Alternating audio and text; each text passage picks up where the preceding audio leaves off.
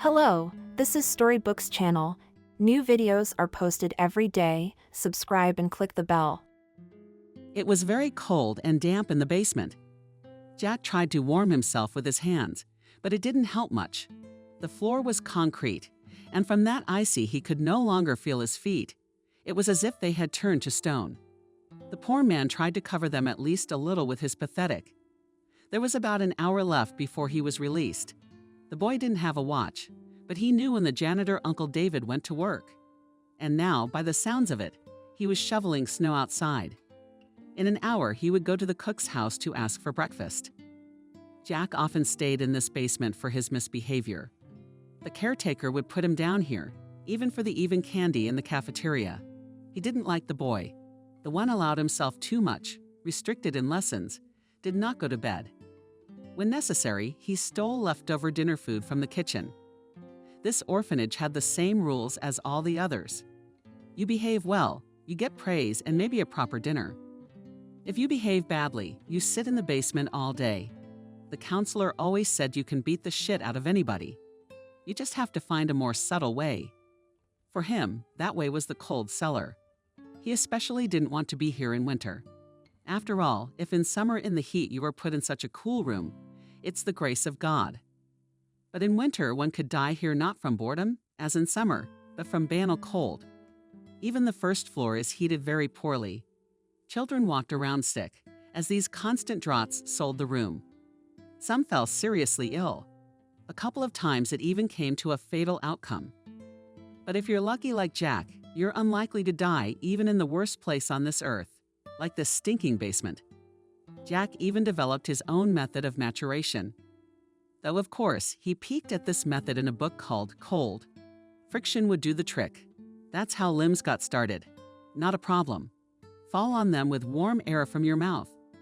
But if these methods don't work, just jump every now and then and wait for your punishment to end. What was Jack doing?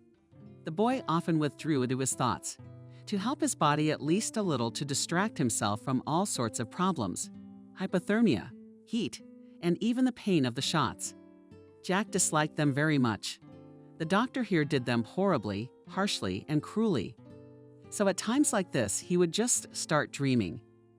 He's got a big 2-story house in the center of town. He is sipping his favorite hot coffee, sitting by the fireplace and reading a book. Next to him sits his faithful friend Domet and guards his master. Of course, all these dreams were not unfounded. When Jack became sad, he often took out his favorite book. And though he didn't have a fireplace or hot coffee, he did have a Domet, the yard dog that fate had brought him together with a year ago. Jack had escaped from the shelter again that day. He often did that when he got too bored or wanted to seek adventure in one place. And sometimes he just wanted freedom. Of course, this did not exempt him from responsibility, and he was still returned and very punished. Sometimes it even came to corporal punishment, but the boy lived the principle. It will happen not now, but later, and he ran away anyway. Last winter, in December, it was also cold. Jack waited for a moment when the tutor would leave for a couple of minutes and carefully went downstairs, where the windows opened, made a mess, might and slipped away. Of course, the hole in the fence had been made in advance and not even by him, but by past generations. But it was still used by the caretakers. It was often delayed. However, the boys here lived righteous, and many still managed to escape. Once free, he strode through the dark streets, keeping his hands in his pockets so they wouldn't freeze so quickly. His plan, as always, was as follows. He escapes, rummages through the garbage for food or anything of value, and comes back when he's cold, or he'd find a place to spend the night, and this time was no exception. However, he was very unlucky that day. All the garbage cans were empty, and if anything was found, it was only food wrappers. And so a desperate Jack wandered back to his cage, where he would be locked in the basement for at least a whole day. Suddenly, a puppy ran out onto the sidewalk. He was covered in some kind of sticky pink mixture and didn't care what was happening to his fur. The doggy looked very tired though. He could barely move his legs. When Jack approached him, the puppy was very surprised and even lively.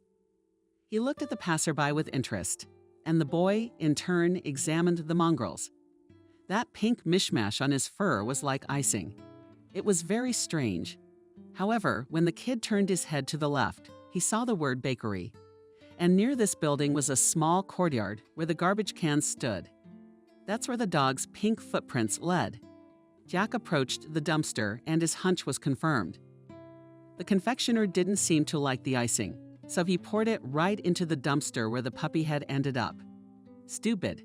With a smile, the boy asked the doggy, who was now following him. Jack examined the puppy and realized that in winter, the mutt would not find a place to wash. And he didn't seem to care much about it either. So the boy decided to take him with him. Yes, he did not nourish the hope that the educator would allow this creature to stay in the shelter. However, in this institution, the boy also had friends among the staff. One of them was Uncle David. Jack had known him all his life. He was in the orphanage all his conscious life, and this good man helped him in everything with lessons, often defended him from educators, and gave him useful life advice. Yes, Jack was a child to you. He always needed some kind of movement. That's why the staff really disliked him. He was too much trouble. But Uncle David saw something special in that boy. He was just a kid. He told the others. Let him have his fun. Of course, that attitude made Jack realize who in this world to trust and who not to trust. Uncle David never left a boy in trouble, so he was very helpful that day as well. Uncle David whispered to the 13-year-old boy, "Help me, please." The man at that moment was also shoveling snow in the backyard of the orphanage. This year's snowfalls were endless, and these rubble piles had to be shoveled every single day when he turned around. There was surprise in his gaze. "Jack, what are you doing here? The counselor already put you down. Well, and you got you kid with the strictness. However, and with sympathy," said David. "Of course a man." Yes, and all the staff of the orphanage are already used to the antics of this boy. But every time the boy went back, he caught Uncle Jack's disappointed look. Tom always felt very sorry for the boy. He had warned him many times about the consequences of such outings, but Jack never listened to him. Jack looked at the man with innocent childlike eyes. Then he stepped aside. Behind him was a puppy that sat meekly in the snow and even seemed to be smiling. "And who is this?" asked Uncle David, squatting down to study this little creature whose body was almost entirely in a pink gooey glaze. "The one that got it from the magical candy world." The man joked. "I found him by the bakery. Uncle David, he's all dirty. Please help me clean him up." The man stood up and gave the boy a stern look. "Do you see him now where I found him? Please, he's all sticky. Where will he find at least a horror? It's winter, he's very small." David continued to hold a stern look, but after a moment he gave in to Jack's pleas. He sighed heavily, but decided to help the poor thing. "Okay, I'll help your horrible friend, but promise me that he won't run away from the orphanage again." The boy thought briefly and nodded vigorously. Of course, he didn't even plan to fulfill his promise, and Uncle David guessed about it. "So this is where you are not a tolerable boy." The voice of the tutor came from behind. Jack looked fearfully at Uncle David, who also hid the puppy behind the shovel. Jack slowly turned around at the shrieks of his tormentor. The tutor abruptly grabbed the boy's arm and began to reprimand him. "And where have you been half the day has been? I hope you had a good walk, because now you won't leave the cellar for 2 days. Benjamin, it's my fault. I thought it would do him good to help me shovel snow. And I'm bad." My head didn't notice how the time flew by. Started making excuses for David. He and Jack looked at each other, and David continued, "Please don't punish him. It's my fault." The teacher looked at Jack menacingly. He didn't look dirty. His clothes were whole and clean. Usually the kid came in a complete tatters and always had to be given new pants and shirt. And now the mentor seemed to believe Uncle David. "What are you depriving yourself of dinner since you didn't ask for it?" Without taking his eyes off the boy, he began. "And you?" The man turned to David. "From now on, keep track of the time and warn me. Otherwise, you will have to talk to the principal." "I understand, Benjamin." Uncle David obediently replied. The teacher looked questioningly at Jack, as if he expected him to say something. "I hear you, Benjamin," Jack repeated, winking at David. Outrageous. The teacher was indignant and led the boy into the building. David was left alone. Behind him, the puppy sat quietly behind the shovel. But a fluffy donut with glaze. "Let's go swimming," said the man, took the dog in his arms and carried it in his hand. "How's the donut?" asked Jack, entering the janitor's modest room the next day. It was on the first floor, and the entrance was from the backyard. Although the room was small, it fit a lot of things. One bedroom, a bed, an old desk, and even a TV and refrigerator. Very often the room reminded him of Harry Potter's den, where he had lived until his 12th birthday. Jack often joked that Uncle David was the grown-up Harry Potter, and he replied that he looked more like X, yes, because he was quite large in build. But there was one thing that made the man different from Harry. He had his own bathroom, a room. It was a shower stall a few centimeters from the front door. Uncle David was sitting on the bed with him next to him. Satisfied, fed, and clean-eared Buddy. Donut asked the janitor in surprise. "Well, yes, his name is Donut now. Or do you know anyone else who could have gotten just as ridiculously stuck in the baking icing bin?" Uncle David grinned and motioned for the boy to sit next to him. He nodded affirmatively and ate at the tension by the bed. The puppy immediately ran over to the boy's lap and curled up. "Uncle David, what will happen now?" Jack said sadly.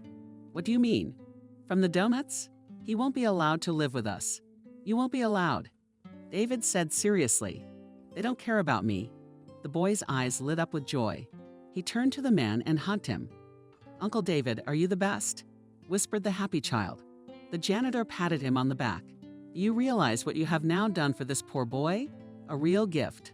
A terrible and sad memory of his little daughter, who died of cancer a few years ago, immediately came over him." David came home one day with a puppy. It was his daughter's birthday, and she was excited about the gift, just as Jack was now. That was probably why Uncle David had grown so fond of the little boy. He was just as fidgety and just like his Lisa. "I'm David, it's okay," Jack asked, noticing the obviously sad expression on his older friend's face. "And I'm just awfully glad you found a new friend."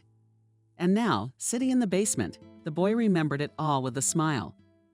Last year at Christmas, everyone had candy and new stationery, and only Jack had a donut that no one knew about. He spent all his free time with it every morning, and every evening he would go off to Uncle Jack's den and play with his new horrible friend there. There was the sound of the lock opening to the basement doors. "Come out," the stern voice of the tutor sounded. The boy got up from the cold floor and walked to the stairs. "What are you staring at?" "Come up, I'll show you where to clean," the tutor commanded. Jack could barely move his legs. They were like convicts. Fixing a cellar confinement wasn't the only punishment. After that, half the orphanage had to be scrubbed to a mirror shine. As soon as the boy came out of the cellar, they gave him a mop and a red bucket. "Today, in my opinion, the first, second floor, and do not forget about the dust," announced the tutor. "But Benjamin, I just went to bed 2 hours later than I should. Why am I being punished so cruelly? I'm terribly tired." My legs were mending at Jack's school like a little puppy. But he was rudely interrupted. So cruelly grinned the mentor. "You are not deprived of reading books, TV, and other entertainment. You're just being asked to clean up. Or do you want more responsibilities?" "Tired. And you weren't tired yesterday." "No, sorry," the boy lowered his head in embarrassment. Benjamin patted him on the shoulder and walked away, leaving Jack alone in the huge hallway. This orphanage wasn't much different from the others. But there were some important differences. The electricity here was often turned off to save money. The food was of very questionable quality, and the staff was not known for their friendliness. And while many other orphanages had Christmas parties and gifts from charitable foundations, and for some reason, their institutions were bypassed. The rich donors didn't like the owner of the institution. They just called her a viper. And indeed, her terrible character was associated exactly with this creeping creature. And she herself was skinny, as simple, all the time angry and irritated on employees and subordinates, and talked to everyone as if personally to her every interlocutor for life owed. No wonder that all charitable companies shunned her. Once she literally threw out one of the volunteers, because to organize holidays for children required huge expenses, in her opinion. Of course, this was followed by lawsuits and administrative investigations. But the case was quickly hushed up. According to rumors, the principal just knew who and when to give a paw, and everywhere had her interceptions. Called this snake, and such a principal Catherine. Of course, she was also cruel to children. And this woman certainly did not like children, and as soon as possible would like to get rid of them. Once a couple adopted a boy from their orphanage, but after a month they gave him back, citing that he was a very naughty and capricious child. It turned out that throughout that month, the poor boy was bullied, starved, beaten, and humiliated in every possible way. And now even life in this orphanage seemed like a fairy tale to him. Compared to life at his new mom and dad's, the principal gritted her teeth and took the child back. For her, it was another extra year, extra costs and expenses, nothing more. What about herself? She was not poor, earning her loot, stealing from poor orphans. Jack had skipped breakfast, however had washed all the plates and tables. The entire dining room was clean, so was the entire first floor. Now that left the second, which Uncle David had volunteered to help him with. It's all cleaned up. Now run throw out the trash and run to lunch, the man ordered glumly. Jack nodded and was about to run to fulfill the request. However, the uncle stopped and turned around. "Are you all right?" asked the boy. "Yes, everything is fine." "Let's get to work." The boy was a little more cheerful, replied David. Jack didn't insist, but David was clearly in trouble. He was rarely this depressed. But today he was sluggish, which didn't please the boy, already closing the trash can. Jack saw a girl walking behind the fence. She was carrying in her hand some kind of box in red beautiful wrappings. It immediately caught his eye, as Jack was very fond of the color red. He went closer to the fence and called the girl. She approached the boy with disbelief. "What's that in your box?" Jack asked. "I bought a present for my mom for Christmas," proudly answered the girl, and the boy made a detached sound. "So, will you give it to her? Is it a secret?" The stranger giggled. Jack smiled at her, and she walked on. And suddenly he felt so sad and empty. After all, he had no father or mother. He never received gifts and never gave them to anyone. Jack had never felt such a pleasant emotion in his life when someone gives you something. The only really nice gift in his life was when Uncle David decided to take care of the donuts. And that's when he realized that David was the most precious person to him. The one who replaced both his father and a kind grandfather and a good teacher. All the best qualities of a good family man were gathered in this man. It's a pity he didn't have a family. His wife died immediately after childbirth, and his daughter died of cancer a few years later. For the rest of his life, he lived in that little room, helped the orphanage, and got along very well with the children. But of course, the most special child to him remained Jack. They met when the kid was only 7 years old. It was raining that day, and the kids brought a lot of mud from the street.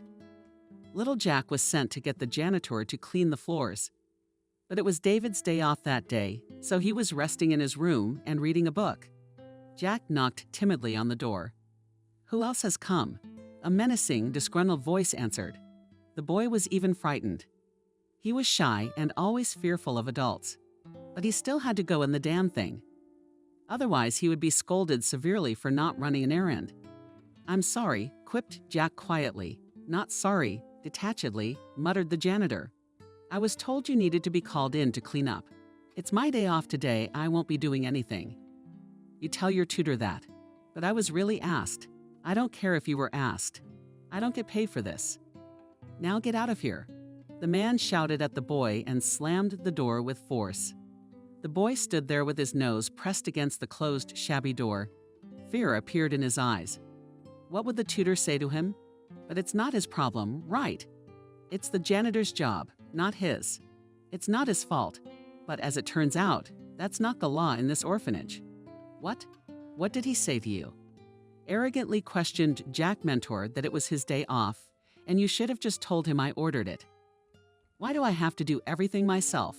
You were asked to simply relay the order. What's so hard about that?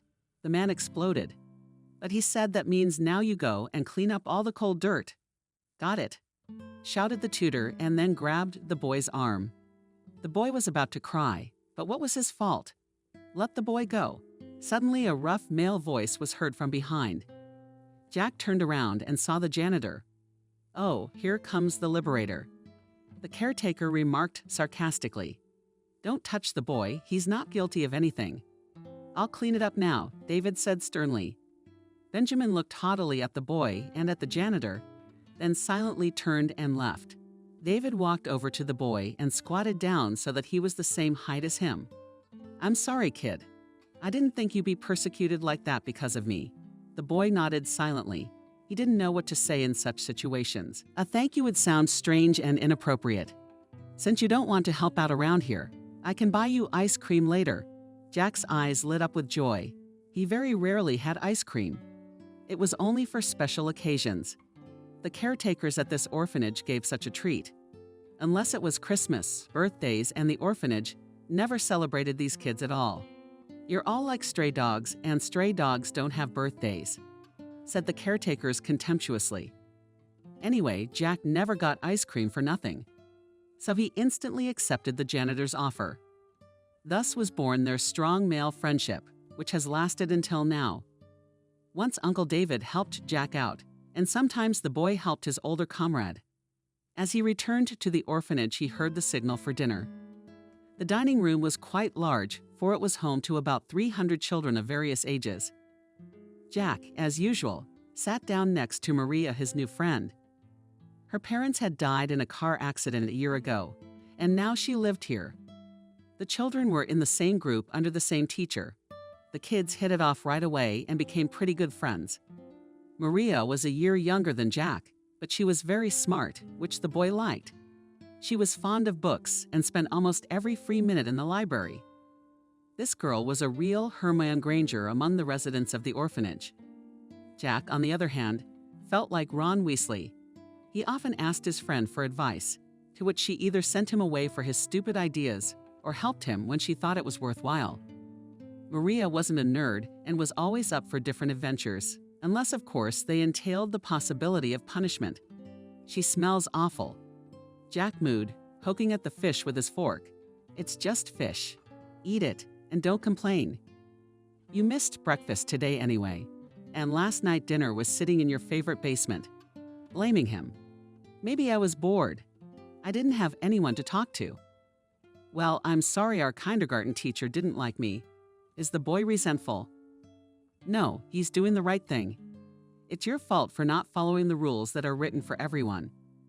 You went to bed at 12 instead of 9. That's a crime. If you don't think families have rules like that, you're wrong. Kids have to go to bed pretty early, and it affects their physical and psycho-emotional state. And a cold basement where the batteries don't work has no effect. That's the punishment you deserve. What a bore you are, Maria, sighs Jack, rolling her eyes. The girl looked at him with a suspicious squint in her eyes. Jack noticed this stare and said with some surprise, "Why are you looking like that?" "You were going to tell me something before lunch.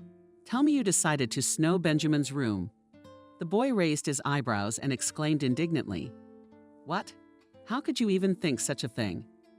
With your imagination you can only write books.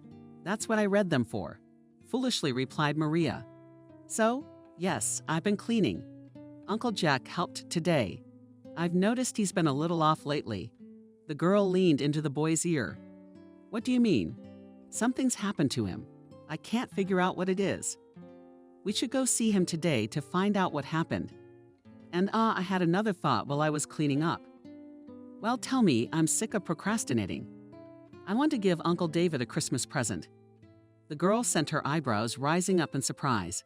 "What?" she exclaimed, and realizing that it was very loud, immediately covered her mouth with her hand. Maria became uncomfortable with such attention. At this shout, Benjamin came up to them. The boy looked at his friend with condemnation. She only smiled embarrassedly. "Why are you shouting?" The educator began to swear. "I'm sorry. Found out that my favorite character in the book dies at the end. I didn't see that coming. I mean, he was the best." Maria got out of it. Boris gave her a stern look and left silently. "What kind of hero?" Sneezed boy. When the tutor moved a decent distance away, Maria rolled her eyes and with feigned arrogance said, "Interesting. But you don't care about books anyway." "Perhaps," mumbled Jack. After some silence, the girl first broke the silence. "So you want to give something to some Uncle David, but not to me." Indignantly, but with a smile, Maria rambled on. "That's exactly what the boy snorted. And seriously, what should I get him? Do you have a choice? It's like being given 1 million pocket money a month." Jack thought about it. Where would he get a present if he had no money at all? Doing it himself isn't an option. It always looks lame. Doing something with his own hands is obviously not his way of earning money. How? Because you're only allowed to work from the age of 16. His face was studying you, and he lowered his head. "Hey, what are you worried about, girlfriend?" But Jack didn't answer. They started to be kicked out of the cafeteria as lunchtime was up. Now the kids had to get dressed and go outside. After eating, they were all going for a walk with the caretaker. So without finishing their conversation, the friends scattered to their locker rooms, quickly getting ready for their walk. "So what do you think?" Jack asked suddenly when he finally got close to Maria and paired up with her. They were walking along the usual route. Their path took them across the road. Then they turned left where there was a large park. The children needed fresh air, their kind principal said. The teacher, of course, didn't like the idea of walking these good serfs for an hour every day, no matter what the weather was like. "What are you talking about?" the girl asked in bewilderment. "How can I earn money for a present? Have you decided what you want to give?" Uncle David has long dreamed of a new winter coat.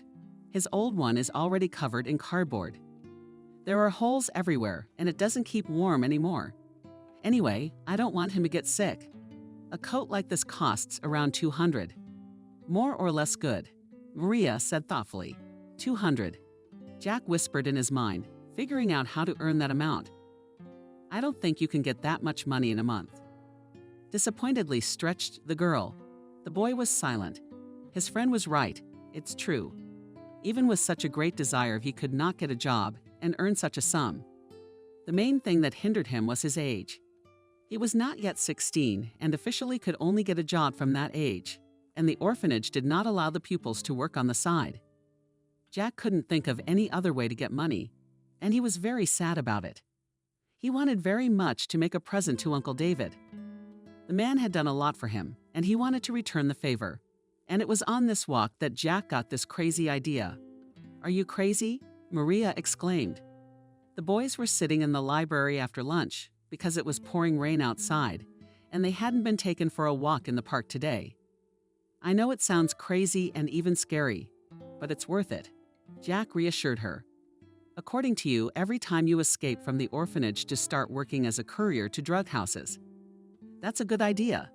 But I didn't say it was a good idea. But why not give it a shot? I still have a year of patience to try to get a job. This way, I'll just start working early and unofficially." "Jack, this is reckless. Hear me out. You think you're going to get away with this? You'll work as a courier for a while, but someday you'll be exposed and you won't be able to be away so much as to give Uncle David a present. How do you envision that happening? Actually, if they put you in the basement for going to bed 2 hours late, what are they going to do if you go missing every single day for a month?" the girl said restlessly. "Why are you making such a big deal out of it? I've already made up my mind. I'll avoid the quiet hour. He got a job as a courier under the earnings, and by the holidays I will be able to buy Uncle David a real nice gift. Yeah, I'm prepared to be punished. A lot of punishment. I'm sure I'll get a record and a nasty character reference. But I really want to give the Dan gift. You know what I mean? He deserves it for all the years he's worked here, for what he's been through, and I'm willing to do anything. Are you really crazy? I'm upset. Where? Tell me you find your employers. That behind every bush there is a drug dealer ready to take the orphanage as a drug mule." Jack gave Maria a mocking look. "What are you? Or do you think I'm crazy?" "That's exactly what I think," she said. "I've already been given an address by a high school student for a percentage of future sales. My God, is this some kind of mafia drug trafficking ring?" "Maybe." "Well, then you're gonna help keep it going." The girl looked at him incredulously. She didn't want to let her only friend go on such a dangerous adventure, and she couldn't risk it herself. It would lead to huge problems. Unlike Jack, she was totally unprepared for them. But his eyes were so bright when he talked about his stunning plan. Jack really wanted to make his Uncle David happy. So Maria nodded affirmatively, even though it was a hard choice to make. She was worried about Jack. Anything could have happened to him this month, up to and including murder. A lonely teenage orphan in a big, dangerous city. It didn't occur to her that Jack could do such a thing. It was really dangerous and very dangerous indeed. Then meet here tonight after dinner and discuss the plan going forward, said Jack as if he had no choice. But let's stop by Uncle David's first. I want to make sure he's okay. The girl nodded silently again. She was both scared and anxious, but she wanted to help her friend. In the evening, as agreed, they met at the library. From there, the boys headed to David's. They knocked on the door, the den. There was no answer, and then Jack looked over at Maria. Decided to open the door unceremoniously. Uncle David was lying on the bed with his arms around his head. He looked utterly despondent and completely disillusioned with his life. Uncle David, what happened? Maria asked excitedly, approaching the man. He took his hands off his head and looked at the children sorrowfully. Jack had never seen David cry before. The boy doubted that this strong man could cry at all and could be so unhappy. But suddenly something alarmed Jack. He did not hear the native dog barking. Nowhere was the shaggy doggy who greeted him every time with an enthusiastic bark. Uncle David held out Jack. Where's the donut? David gave another sobbing kick. And that's when Jack realized everything from the donut. Was something wrong? The boy walked over to the janitor and asked again, already more agitated, where's my dog? Jack, this is so awful. I'm such a fool. Please, forgive me, Vanya. Make a deal. What happened?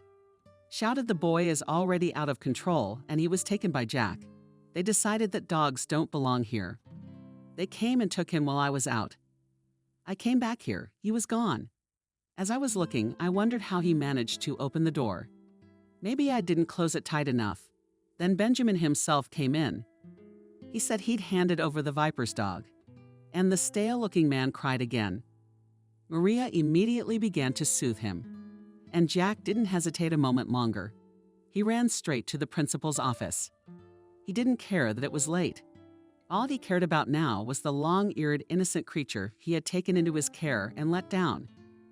Jack was experiencing such a variety of feelings. Anger, frustration, hurt, despair, God alone. It was known what the principal could do to the little defenseless one. Just the thought of what could happen to him made the boy's hair stand up on his head. Where is my dog? Bursting into the principal's office, Jack shouted in a voice that was not his own. And Kate sat in her chair, turned to the window. She was watching the sunset. As soon as the boy burst into her office, she slowly turned around. Jack was annoyed by her nonchalant, stony expression. Where's my dog? In a voice trembling with anger, the boy asked. You mean that vile mongrel, which inexplicably, as it turned out to our staff janitor, sarcastically asked the principal, who liked the utmost precision in everything. It's not a mongrel, and baptized Jack. This is my friend, and once again. In an icy tone said the Viper small brown dog with crooked legs, who lived in the gatehouse of the janitor and gave him to the right place. Where did you give him to? Snapped the boy out of his seat. Suddenly, a heavy hand fell on his shoulder. Jack turned around and saw the tutor. He turned him around, grabbed his arm, and led him out of the classroom. Jack screamed and kicked, trying to get out of the dead grip, but all was unsuccessful. Why are you yelling? Finally, Benjamin couldn't stand it. Your dog had been taken to a shelter. You knew perfectly well that we couldn't have animals. At first, we thought it was the janitor's dog. But now that you've broken into the principal office, it's clear. What kind of a fool are you? Bring him back, bring him back. You have no right. And the boy with his screams, you're not helping the cause. My dear, tomorrow you'll get the punishment you deserve.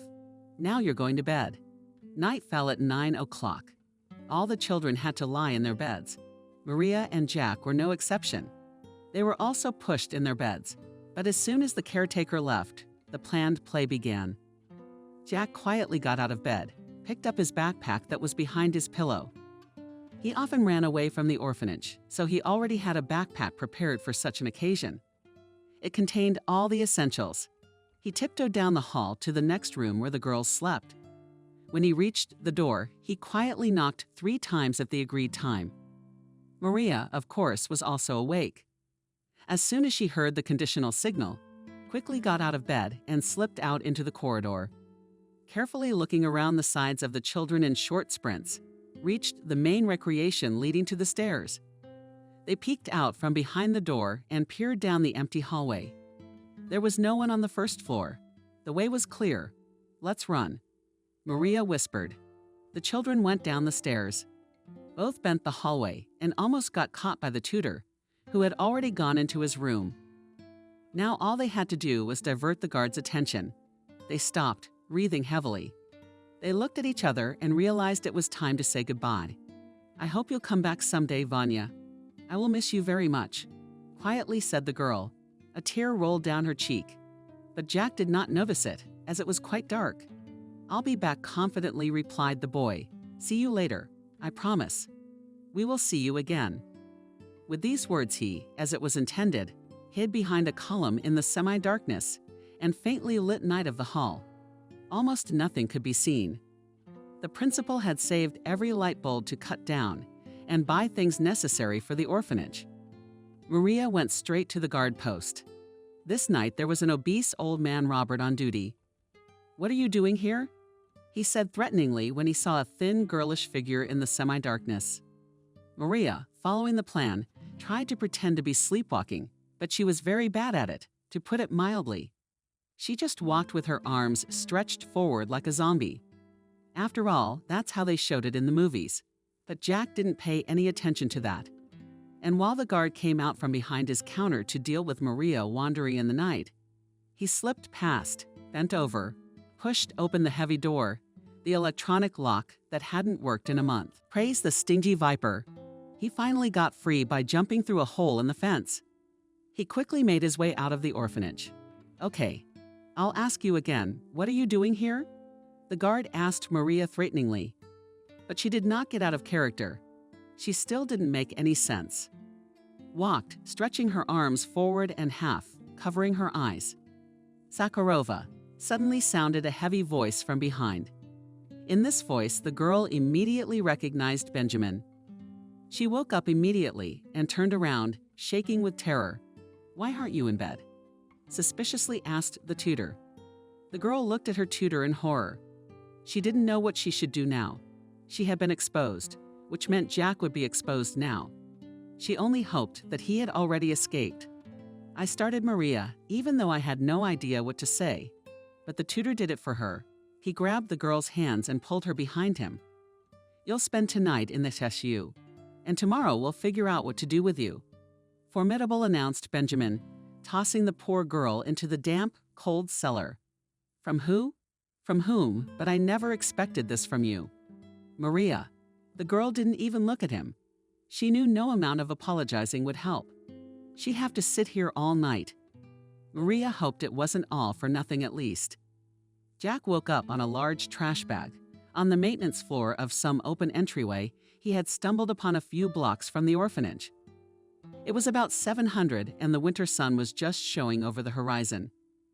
As he stepped out of the entryway and looked around the area he had found himself in last night, the teenager realized he was almost outside the city. Behind the rows of high-rise buildings were already visible impressive private houses. Between these neighborhoods stretched a huge vacant lot where the townspeople who lived nearby walked their children and dogs. There was a frozen pond on which a spontaneous skating rink was organized, and the natural height differences allowed to organize long snow slides. On weekends, fun was boiling here, and both kids and adults were skating on snow pens and sleds. Heating the area, Jack began to think about where he could go to get something to eat. In his pocket was the measly $20 Maria had given him. "Will you need this more?" He remembered her words. Sighing, he smiled all over his spring face and headed wherever his eyes were. Choosing high-rise neighborhoods, He rightly reasoned that there would be more infrastructure here than enclosed cottage settlements. Suddenly, a horrifying scene unfolded before his eyes in the archway that led to the courtyard of the big house. Some hooligans had pinned the poor girl against the wall. Jack didn't hesitate to come closer. "Give me the money, you cunt," shouted the rough voices. "I already told you I have nothing," answered the poor girl, crying. "Only the phone, I swear. There's nothing else. Let me go." Jack couldn't stand it any longer and stepped out of the shadows. "Get away from her," he ordered in as gruff a tone as possible. The boys turned around. There was a smirk on their faces.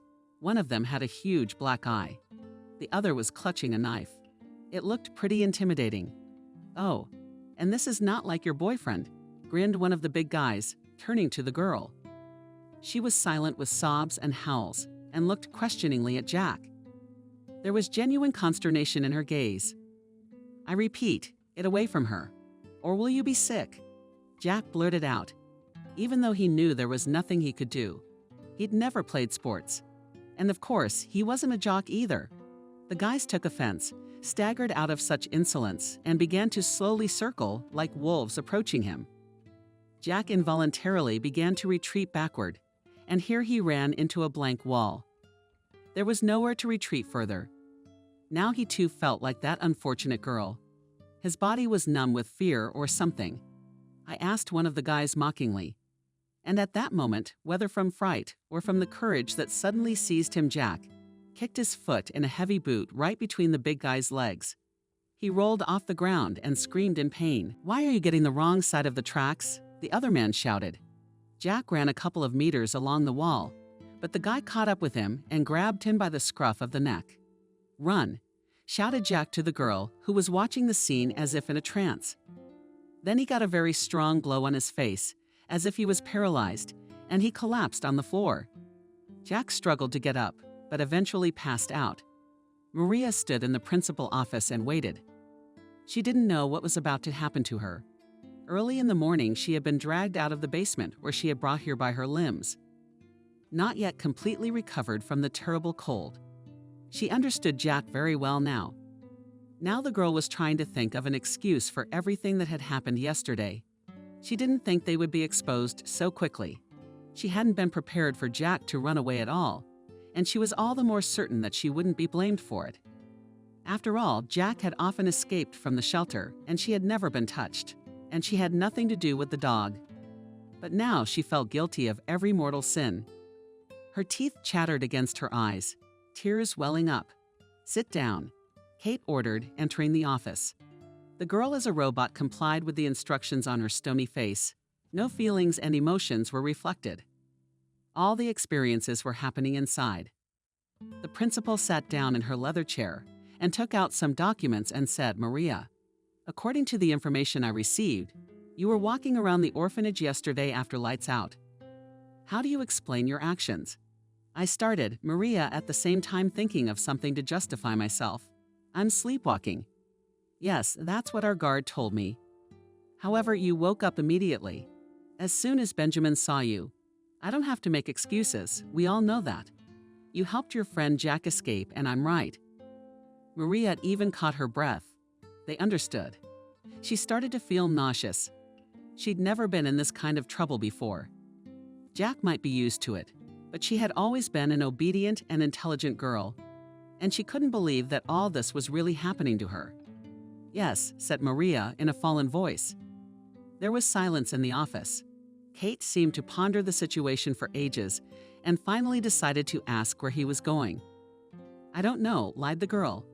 "Then maybe you know why he decided to run away at night. It's obvious. He's got a little spirit."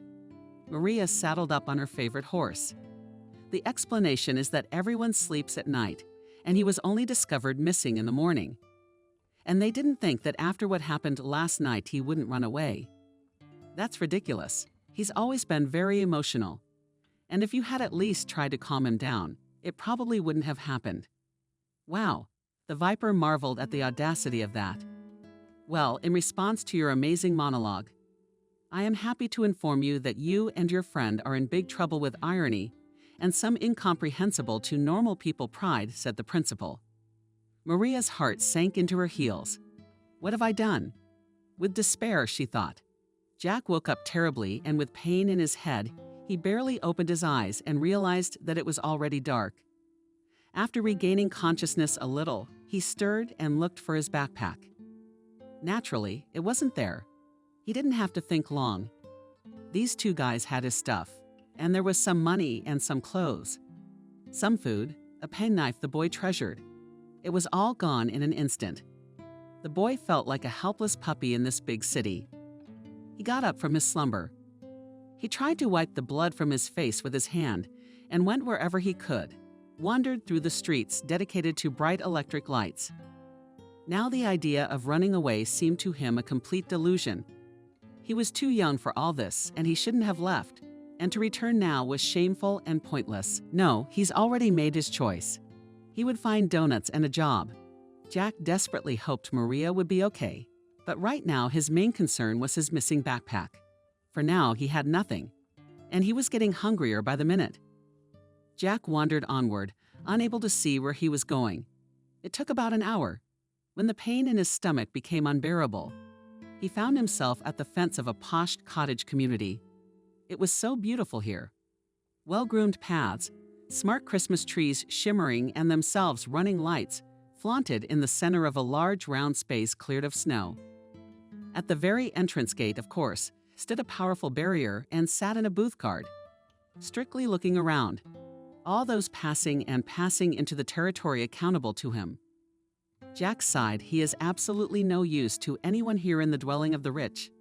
He is just an abandoned by all and an orphan stranger at this feast of life. But that was not the nature of our hero to feel sorry for himself for long.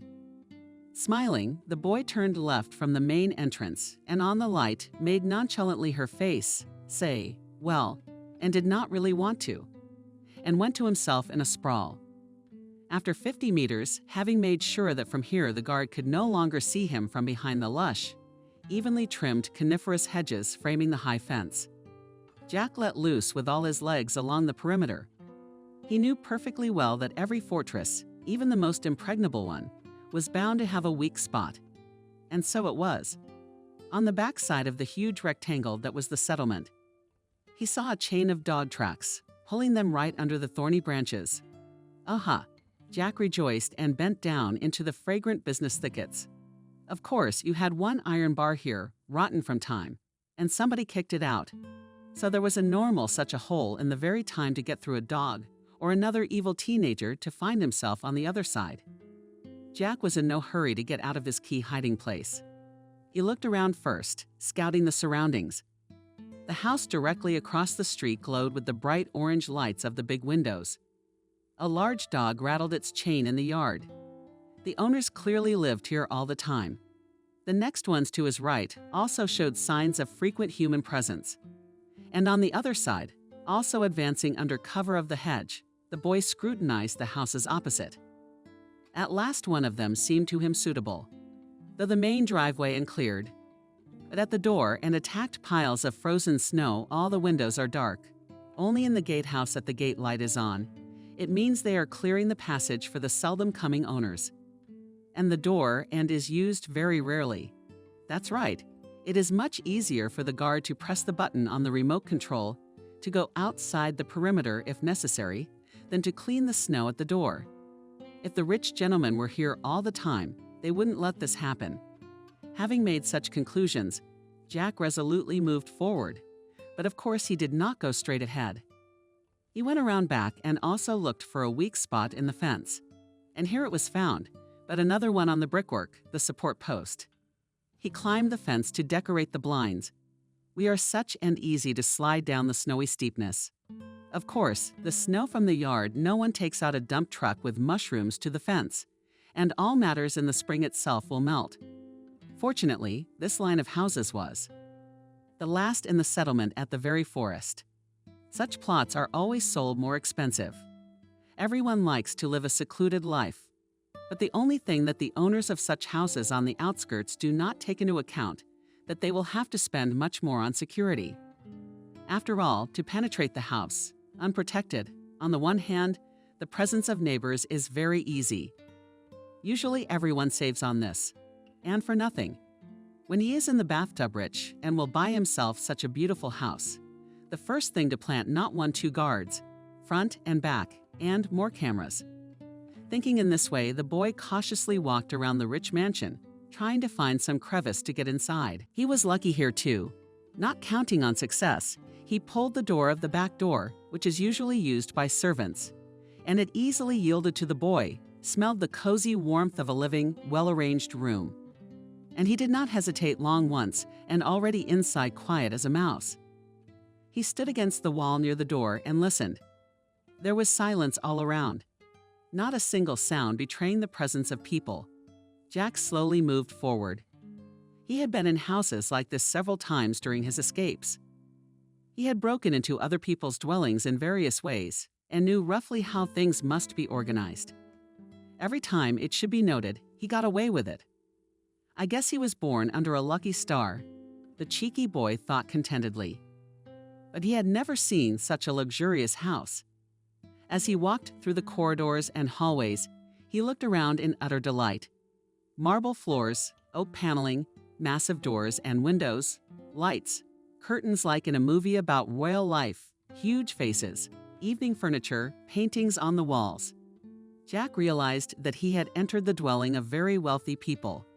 The boy wanted to find a place to eat and sleep, but there was no place to sleep. There is nowhere to sleep in such luxury. Even on the floor, the carpets are so clean and fluffy that it seems that one stepped on them and immediately spoiled them. Besides, one could not discount the possibility that the rich tenants could return at any moment. After all, the New Year's holidays were coming up, and the place didn't look abandoned at all. Not even the smallest thing was covered in dust. It proved that the house was well looked after. The 3-story huge house required such a constant investment in its maintenance that the mother would not grieve. On the first floor were various household rooms, from where Jack penetrated into the front rooms. Then a giant hallway lined with marble mosaics. A huge living room with a fireplace, some other rooms, kitchens, a master suite with a bar, more like a mausoleum. Here Jack found some food items. It was mostly well-packaged or canned food, juices. And there was isolated water, all of which could not have pleased the hungry boy, and he ate well and took enough with him in a bag found here in one of the drawers. On the second floor were the bedrooms of many, many bedrooms. Too many, in fact. And of course, Jack entered a couple of them. He didn't hesitate to take a warm blanket from some bed. How many of them is there? He was in for another cold night, maybe more than one. He didn't touch anything of value. He knew perfectly well that the loss of canned food and plate would not upset anyone. But if he reported gold, expensive appliances or silverware, or any other valuable trinkets, then he will definitely be found. The police do their best for such rich people. When he was about to leave, he saw the nightstand, which had not been closed all the way, and in it an elegant jewelry box. When he opened it fully, he gasped. There was a great array of beautiful jewelry. A real treasure trove, the glitter of precious stones, mesmerized the teenager, and he, nevertheless, breaking his own rules, decided to take everything. He thought that if such treasures are lying around, then their owners will not be particularly upset if not missing some little thing, say these seriosha. This is a ring with a red stone. But this bracelet is also probably worth a lot of money. The boy took everything he liked in jewelry to sell them to some fence and get good money for them. At least, that's what he thought and hoped, suppressing his remorse and carefully closing the bedroom door behind him. Jack headed for the exit and was already down the wide staircase back to the hall. But suddenly, his attention was drawn to a painting hanging directly opposite a huge mirror in a gilded frame. It depicted a man in his 40s. He was sitting in a wheelchair. His facial features were very well drawn, and suddenly, this image reminded Jack something very well. Familiar had curls, dimples on her cheeks, a straight nose, freckles, and most importantly, eyes. They were different colors. One was Arius, the other green, man. Jack couldn't help himself from loud astonishment, and even whistled in amazement like fire. He took in the strange portrait. For from the canvas his own face was looking at him, only more grown up. Jack, too, had eyes of different colors. Once in words, the left-handed doctor at the inspection had explained to him that such a defect, as he put it, was called temerity. It is a congenital peculiarity, he said. Then it very often accompanies various congenital genetic diseases. No wonder your parents rejected you. Who would want a freak like that? Little Jack then did not understand everything, but very offended that he was called a freak, and cried in his crib at night for a long time. And now, when he saw the image of a man just like himself in that rich house right in front of him, he remembered everything. The boy looked at himself for a long time in the mirror, hanging opposite the picture, twisting this way and that, trying to take the same angle. It appeared that the man was indeed his exact copy, or rather Jack was a copy of the stranger. Hearing the sudden sharp sound of crashing glass, the boy froze in shock as he made an awkward move in front of the mirror and broke the vase next to it. Jack did not even have time to react. He was immediately seized with a terrible fear. But most of all, he was frightened by quick footsteps, which were heard somewhere on the first floor from the side of the service rooms. The boy immediately picked up a bag of groceries, gathered all the things he had grabbed, and started to run. Hold it! A voice came from behind him. Jack did not turn around. He ran down the back stairs, reached the door through which he had snuck here, and tried to open it. Nothing worked, however. It was now locked. Jack held it a few more times and realized that nothing would work. The kid started looking for other ways to escape, and the footsteps were getting closer. "Stand still!" A man yelled behind him. He was about to catch up with the boy, but he jumped onto the wide windowsill, smashed the window with his shoulder, and jumped out of the building. The alarm in the house was so loud that the whole village seemed to hear it. The man ran to his booth to turn that awful one off, tired of the left-handed sound that was clearly disturbing all the neighbors. Meanwhile, Jack carried everything he could away from the place. He wanted to get away as fast as he could. After all, he'd seen movies where the police were on their way to pick up a criminal within minutes. After about 15 minutes, he was exhausted. Jack realized he had stopped right at some half-abandoned bridge over a frozen river. Nearby was a huge tank, which was intended for burning various country garbage. Jack took matches out of his pocket, and all in the same house, and tried to set fire to the contents of the tank. There were trash scraps, split boards, cut branches. Surprisingly, he succeeded. He spread the stolen slabs on the ground, felt the jewelry in his pocket with his hand, and opened a can of canned fish. This night promised to be a long one, and he really hoped the police weren't looking for him. How wrong was Jack? "When did you notice he was missing?" questioned Kate, the policeman, in the morning, when they were missing one child. "He had run away before, but came back in a few hours," answered the principal, pretending to be very upset. All this action took place in the hall of the first floor. This was seen by Maria, who was now everyday orphanage. The girl was very angry. There is no sympathy and sympathy in this woman. Maria still did not understand what was the plan of the Viper, why she is sitting here with this policeman, and not in her office, as usual, and winding snot on her fist, pretending to be a slender mother. She called the police for a reason. She doesn't care about the kids, probably pursuing another goal more selfishly. But Maria couldn't yet figure out which one. Waking up the next day, Jack was happy to find himself in the same place where yesterday he fell asleep with his back to the warm and conditionally stove after the burning of garbage Baku. The police didn't find him, or maybe they weren't looking for him, but still the orphanage had to report him missing. So it's going to be harder to find the laborer now. Of course, the whole drug trafficking fable was a complete lie, just to fake it in front of Maria. "Excuse me, do you need a waiter?" asked the boy to the administrator of the 10th or 15th cafe. The girl looked at him with an evaluating look, and then a wide smile appeared on her face. "Hello, my savior," she said to him. "Now, as I see, you are in need." Jack looked at her in surprise. And then he realized. Why did she seem vaguely familiar? "You managed to get away from them after all." "I'm glad." He smiled broadly, and he smiled back at her. "As you can see, I'm alive and well too. But I really need a job. I can work for half pay," he added, quickly fearing that he would be turned down. "Wait here," she said. "We'll figure something out." and she went into the back rooms. Jack really hoped she would return with good news, and that his prayers to the universe had been answered. "Come with me." She invited him in, returning a few minutes later and beckoned him with her hand. "Here, Helen, this is the guy I told you about," she said, opening the office door and a pretty woman sitting behind the desk. "What's your name?" Asked it to the supervisor, Jack. Jack firmly answered the teenager. "And middle name." The boy thought for a moment. He didn't have a real middle name. Since he had been raised in an orphanage since birth, he had never known his biological parents and didn't want to know. They had abandoned him, which meant they didn't want him to have a child. That's why he didn't want to have parents either. The woman looked at him suspiciously, but continued her questioning. "How old are you?" 16. "Where do you go to school? Do you have any work experience?" Jack hesitated. The manager obviously didn't need to know that he had escaped from an orphanage, was studying there as well, and the only work experience he had was cleaning an orphanage. Off and on, going to school, and it's mine. And work experience. I worked as a janitor and a boxman for my uncle, an auto mechanic. The woman wrote something down with a pen on a document. "But I can't officially employ you, but you can work part-time for us unofficially," the manager said after a while. "Say thank you, Vasilisa.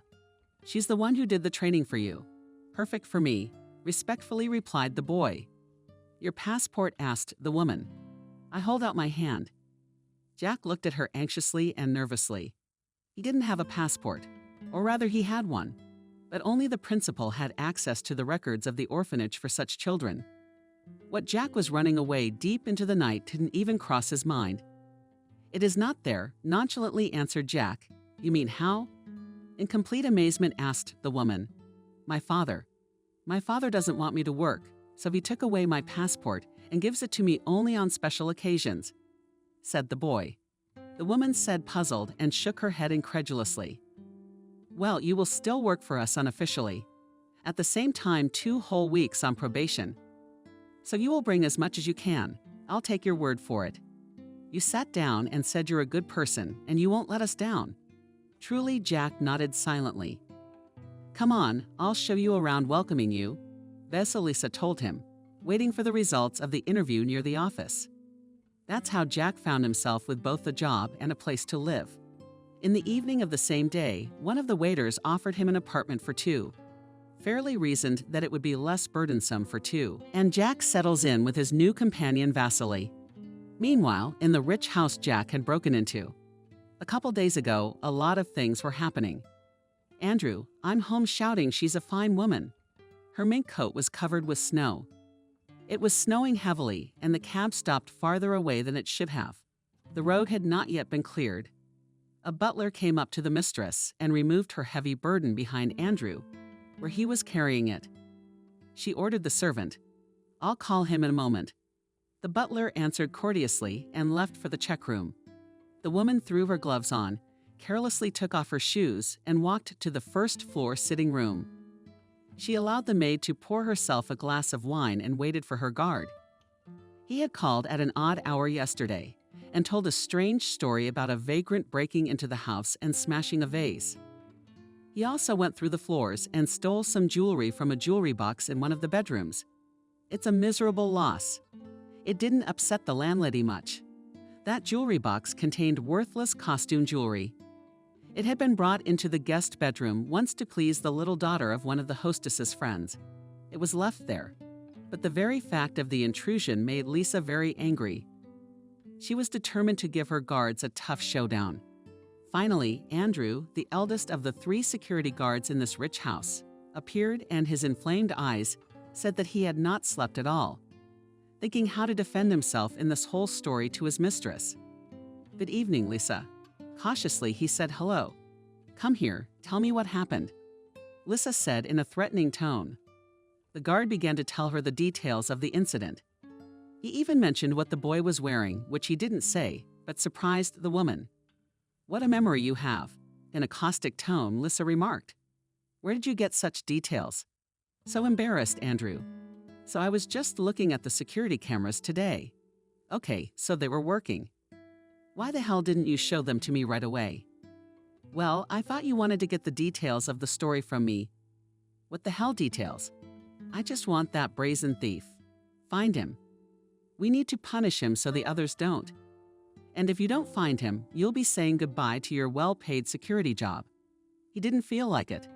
In a small room with monitors, the guard pressed some keys and the screen showed an image. At first, nothing happened. The camera just filmed the black exit from the house. But after a minute, the monitor showed movement. The door fell away and a boy entered the house. His face was indistinguishable in the semi-darkness. Andrew switched the image, and now the video surveillance was from the second floor. It was clearly visible as the boy entered the guest bedroom, rummaged through the jewelry box, stuffed his loot into his pocket. Walks out next. On the fast-forwarded view, it showed him walking down the stairs. At some point, the landlady tensed up and ordered him to stop and draw away. The woman took a long look at the footage of the little thief, examining the painting and fidgeting in front of the mirror. Her breathing quickened. Her hands trembled, her face reddened and covered with vapor. "Lisa, you're all right. Careful," Andrew asked. But it was as if the woman didn't hear him. Her eyes went black, she felt dizzy, and she passed out. She probably would have fallen off the chair she was sitting on. But Andrew caught her at the last moment. "Hi, and Uncle David." Maria said hello, peering into the janitor's, "And I really appreciate your concern." David replied sadly, "Have you heard from Jack?" "No," sighed Maria.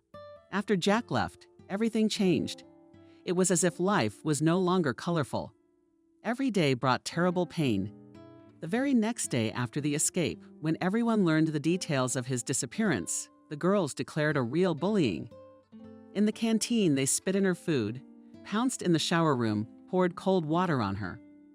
Once she was shoved into the boys' room in her underwear. The girl cried for a long time. She told her Uncle David, the only person she could tell everything to. There was no more support from tutors and teachers. Her grades were lowered, and she was held accountable for every little thing. She was humiliated in front of everyone. Maria suffered a lot during that couple weeks. She understood the bullying, the organized viper. She could do nothing about it. And there was no word from Jack. What about him? Where was he? She was so worried. Maria was already beginning to fear the worst, but she still hoped that Jack just hadn't found a way to contact her yet. The police continued their search, but it was pointless. There wasn't a single lead. And Maria, of course, remained silent. She would never break a promise. Several times she was summoned by the principal and threatened in various ways that she would be handed over to a mental institution, sent to a juvenile colony. But the girl was still silent. She believed in friendship and honestly, and in New Year's miracles. After all, somewhere they exist. In the meantime, he worked hard in the cafe, delivering orders, washing dishes.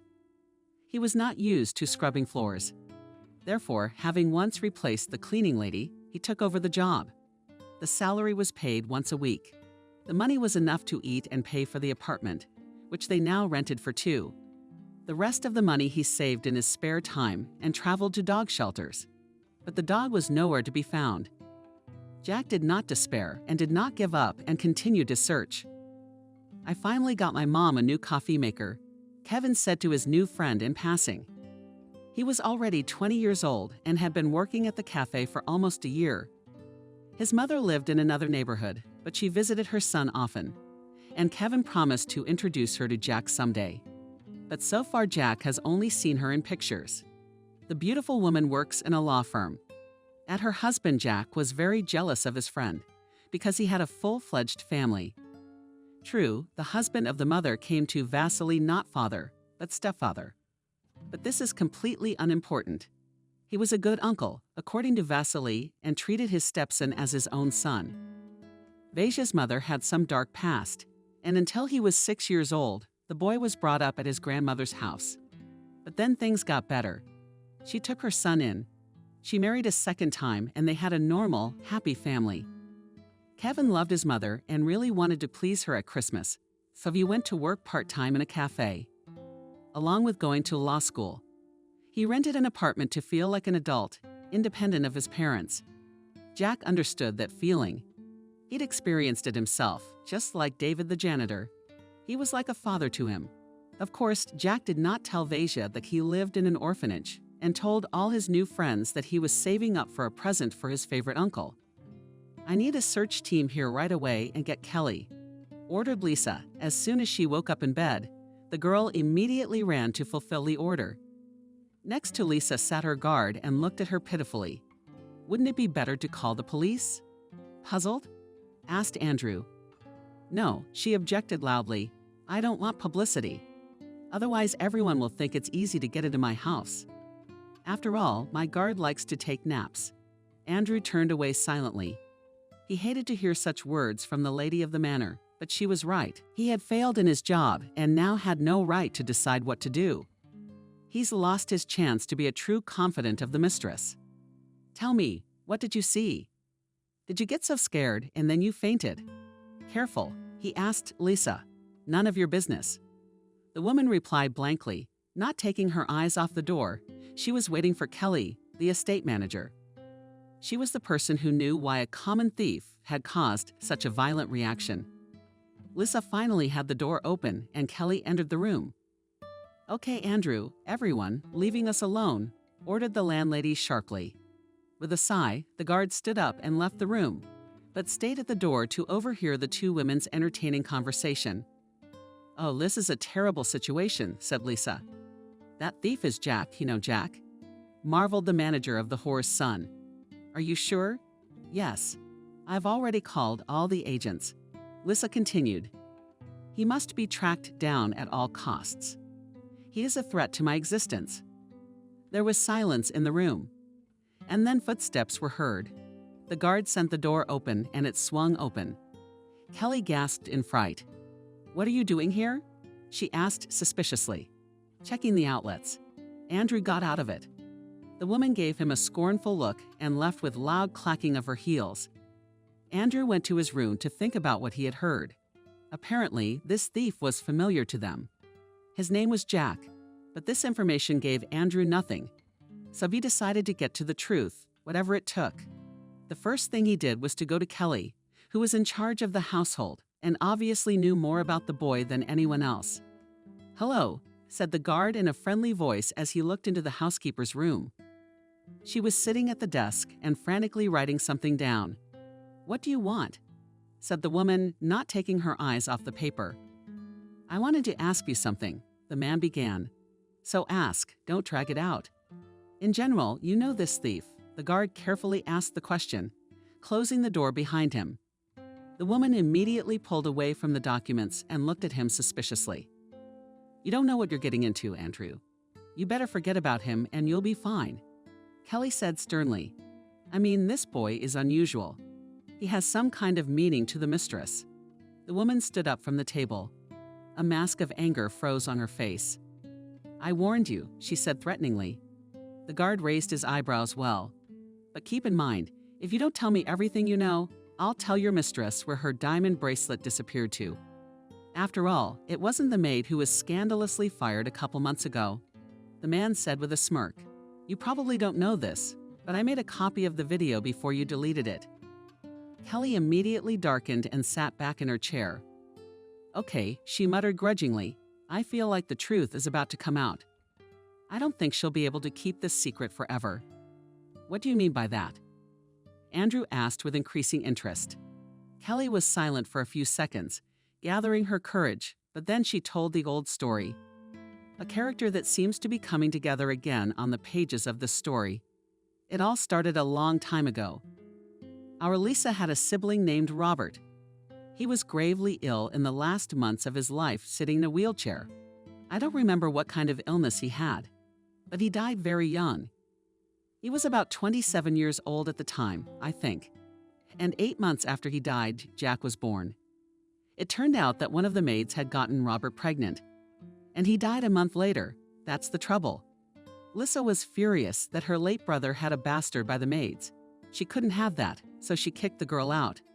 But a few months later, just before Christmas, at this very time, 15 years ago, a basket with a baby in it was dropped at our gate, with a note saying, "Here's your nephew, call him Jack, and since I don't have the means to raise him, I'm putting him in your hands." Oh, the mistress is angry again. After all, the wench named her brat Jack, probably to make her even angrier. She and Robert's father's name was Jack. She wouldn't change the baby's name for some reason, but she wouldn't keep it for herself. She gave it to the orphanage, of course. See if they'd adopt him. Looks like the poor kid either went to a bad family or he was never adopted at all. And the point is, Lisa has no right to this house and all this wealth. Her father's will specify exactly that the estate goes to his son Alexei. And according to the rules, if he also had a son, he would subsequently be the heir. That's why Lisa barreled away from Jack's baby. Firstly, to avoid all the fuss, and secondly, to get the inheritance. But you can't just give a baby to an orphanage. They're overcrowded as it is. And you mean to say that a woman with $1 billion fortune came to them just like that, gave the child to them, and the whole case is closed? Interrupted the guard. No, of course our Lisa is not that stupid. Otherwise, how would she have gotten this house? And all that wealth? And she paid the principal at the orphanage to keep their secret forever. So if Jack escaped from the orphanage, she must be terribly nervous. Her career hangs in the balance. I mean, if all this deception gets out, she's gonna get fired for sure. And I think she could even go to jail for grand bribery. How much she paid her, I don't know, but it was a lot. A lot. It took Andrew a long time to get the meaning of the story he just heard. He couldn't believe that the landlady, who seemed to him to be a decent woman, turned out to be a real criminal. Where does his mother Jack live? Suddenly the guard asked. You asked the question, Kelly said indignantly. I haven't heard from her since then. What was your name? I don't remember my first name, just my last name. I think Roberts repeated the man's name and headed for the room. I don't know what you're up to, Andrew. The manageress spoke warningly. But I feel that I can't prevent you from doing anything good. But I won't help you either. Mind you, I'm not burned out enough to lose my place yet. And I also want to warn you that Lisa is a really dangerous person, and so am I. I'm pretty sure her brother didn't die of natural causes. I had to tell someone. Make it you. And Lisa's last agents are already looking for that boy. Do you understand? The guard nodded and left the room. What he had just learned made a huge impression on him. He was determined to find the boy and himself. After all, it was not for nothing that he had served in the Internal Special Forces for so many years. He had some people-finding skills. Andrew went into his den and reviewed the security cameras again. It didn't help him at all. Then he went to a special website that he had access to because of an old friendship. Here it was possible to look up addresses and many other data of people by surname. Let's say there were over 200 Roberts living in their town. The search would have taken a long time if the guard hadn't gotten Kelly's help again. Look, I think the maid's name was Anna Blondie. Unfortunately, I can't find any pictures of her. She might have changed her last name, mumbled the woman, peering into the room. The search was now narrowed down to 30 people. It was necessary to go through everyone and see who could more or less fit. The guard found 2 women who seemed suitable, writing down their addresses. He decided to go to them. The agent who arrived had just left the house, leaving Lisa alone with her problem. She didn't know what she should do now. Poison her brother. Seemed like a great idea at one time, and until that damn baby, now almost a grown-up guy, fell on her head. He ruined all her plans. First of all, it was about to be Christmas, which she had planned to spend in Thailand. But now those plans were gone, and secondly, her position in this house was now very precarious. The sudden arrival of her nephew was a threat to everything she'd spent so long building. It was unbearable. Lisa poured herself some more wine, and then in a fit of sudden rage, Schwartz threw the bottle against the wall. The dark red liquid poured over the Venetian plaster, an ugly stain spreading splatter on the wall. Shards scattered across the floor and the expensive carpet. "Hello, are you Anna Roberts?" Andrew asked as a woman in her 50s opened the door. She looked at him in amazement. "Yes, I'm not sure," the woman replied. "Your son, Jack, do you remember if he was started by a man?" "Of course, it's my son who doesn't know what he wants." The man answered the woman, perplexed. "He is in big trouble now, and how in trouble?" shouted the woman. He had an accident on that motorcycle after all. And I told him I always told him, oh, you'll get into trouble with that damn iron. Oh God. And the woman started to cry. Then Andrew himself did not realize what was happening. Excuse me, what kind of motorcycle? Your son is only 15 years old. What? The woman was indignant. My son is already 30 years old. How dare you scare me like that? I'm sorry, I think I made a mistake. Yeah, you almost gave me a heart attack. Andrew stepped away as the woman literally pounced on him with fists and then slammed the door in anger. This mistake was very unpleasant. Next time, he promised himself to be more careful with the words he spoke. He'll end up in court. Give all the mothers a heart attack.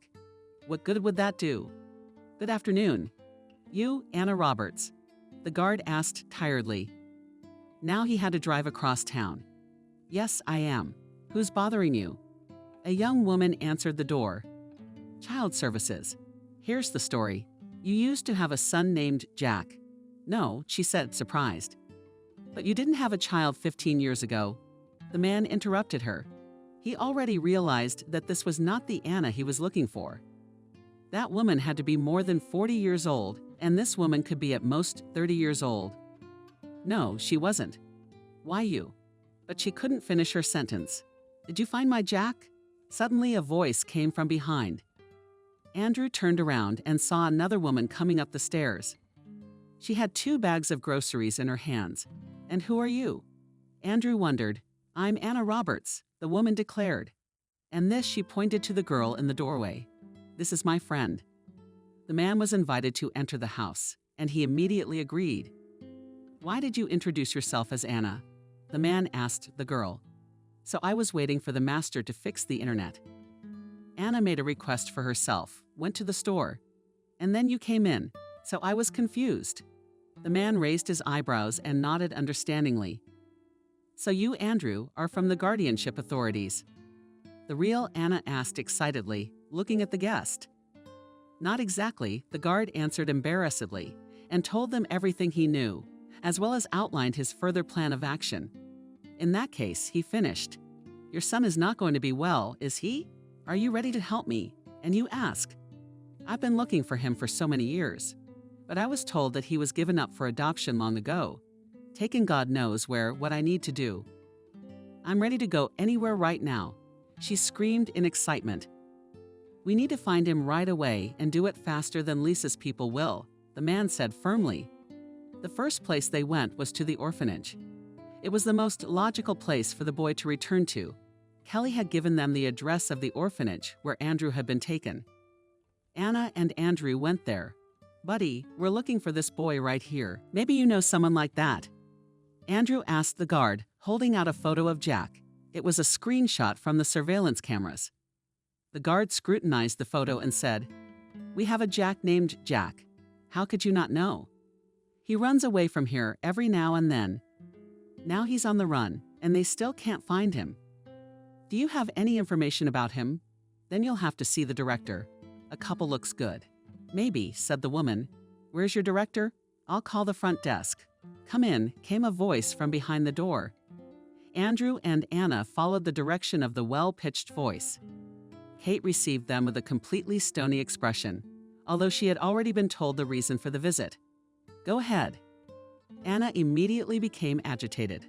I've come for my son. His name is Jack. That's what they told us here, she exclaimed, although she and Andrew had agreed not to reveal all the details at once. Why should I upset you? The Viper replied nonchalantly. This boy has been missing for weeks. He will probably be declared dead soon. Anna looked at Andrew in despair. Her eyes seemed to be screaming at her.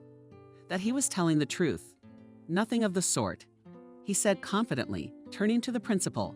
He's alive. And recently CCTV cameras caught him at a suburban estate in an estate.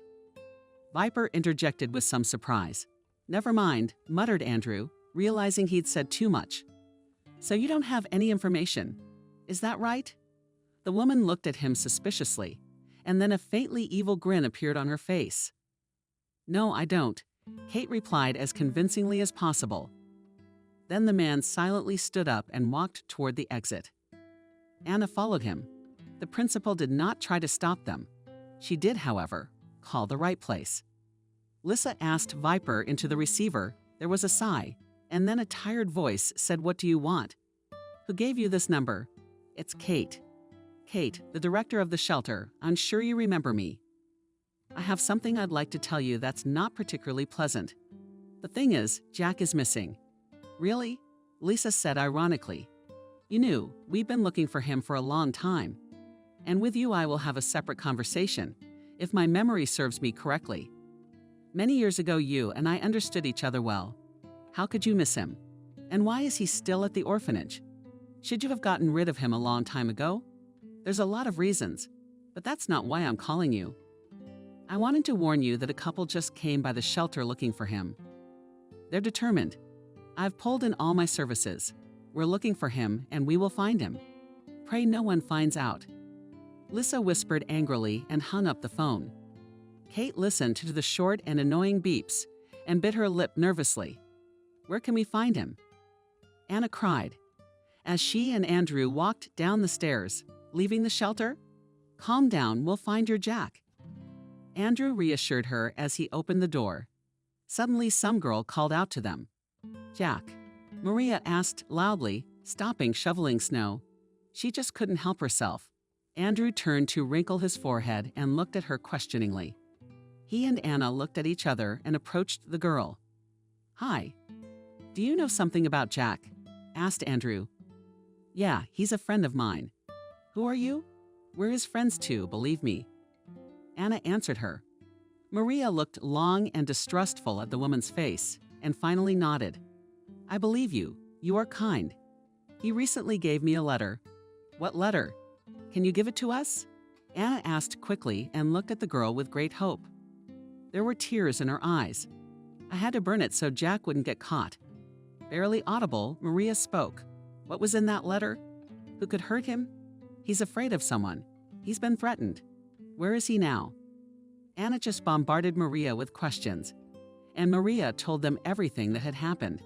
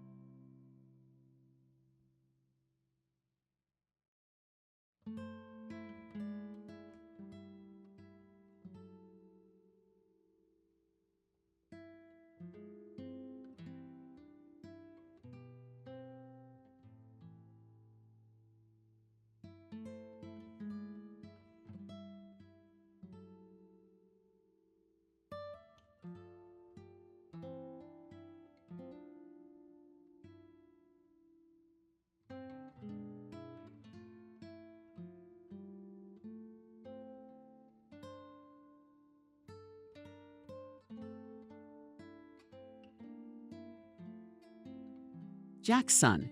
Answer me, please. There's a boy named Jack who works with you.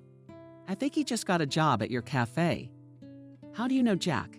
The son was becoming more and more surprised at what was happening. Just answer me, please. Andrew said there's no time to explain who I am. And what this has to do with your mother. The boy stared at this man he didn't know with bewilderment, but still said, yes, of course I know Jack. He lives with me. I told you last week, Mom, I found a roommate. Oh my God. Anna cried out and slapped herself on the forehead with all her might. Mom, Kevin marveled. What's the matter with you, son? Son, I'll explain everything to you later. Take care of yourself. She spoke quickly. She smacked, kicked him in the cheek, and literally ran out of the entrance. Behind her came out and stranger man, tentatively patted him on the shoulder in a friendly manner. Not understanding anything, the guy shrugged, closed the door, and returned to his computer. Here are my guests, Lisa said with a wicked irony. When Anna and Andrew came inside, and I was so looking forward to seeing you. Did you really hope to find the boy faster than me? Why don't you say something? My loyal guard. There's nothing you want to tell me. Andrew realized she already knew everything. I guess Kelly didn't hide it after all and shot the story down. Or was she forced to tell it? More likely the second, where the boy sternly asked Andrew, if I were you, I wouldn't expect to get away with something like that. Well, you're not in my shoes yet. Lisa laughed and threw it. It looked like she was very drunk. And the boy is gone in a mocking tone, Lisa added. And vaporized. And was there a boy? And where did you put my son, the bastard? Anna exclaimed. There was no limit to her anger.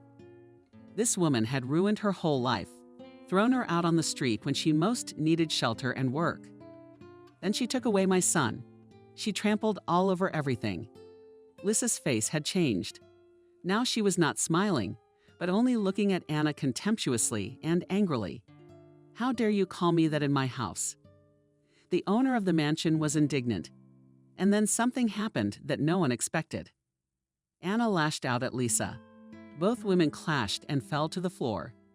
Anna clawed at her dungeon like a cat and began to tear the hair from her head. Lisa fought back and yelled and screamed with her free legs. Andrew rushed to break them up. He got caught up in the heat of the battle, where my son was hysterically screaming at Anna. Finally, running away at the commotion, the stewards helped Andrew melt down, grabbing all the women. Anna collapsed into a chair, clasping her hand and drumming her cheek. Lisa, breathing heavily, sat on the floor near the fireplace. You're not going to get away with this. Anna finally broke the tense silence. Do you really think you can stand up to me? Lisa smirked.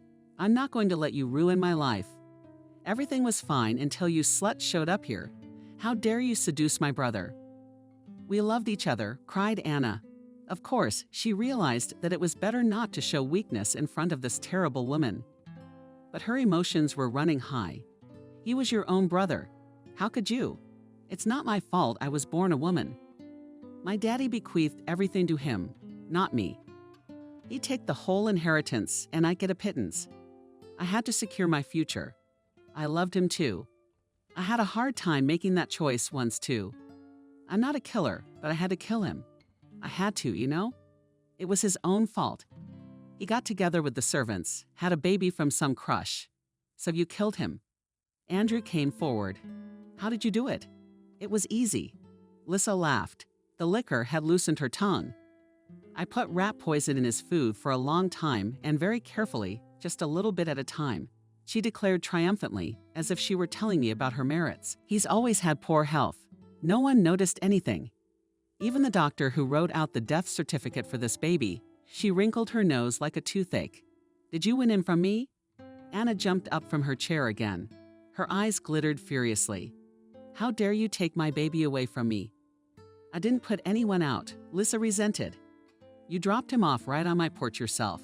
That she opened her mouth in indignation, but could say nothing. And only silently, like a fish thrown on land with a noise, sucked in air in an empty attempt to breathe. Okay, I think that's enough for today. Suddenly there was a strange, commanding male voice. It sounded so out of place in this house that everyone in the room flinched in surprise. Everyone except Andrew remained in their seats. The new phrase added to the sound, and the owner himself lured of other phrases. A man in a police uniform entered the room, stomping the boots of the clean carpets, followed by two others. This is a detention.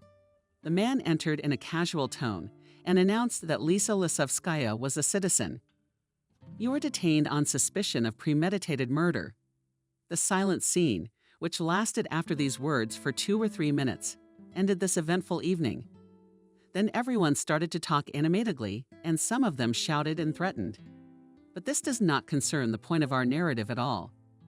Jack was sitting on the bed, wrapped in a straitjacket. He wanted to cry more than anything else in the world.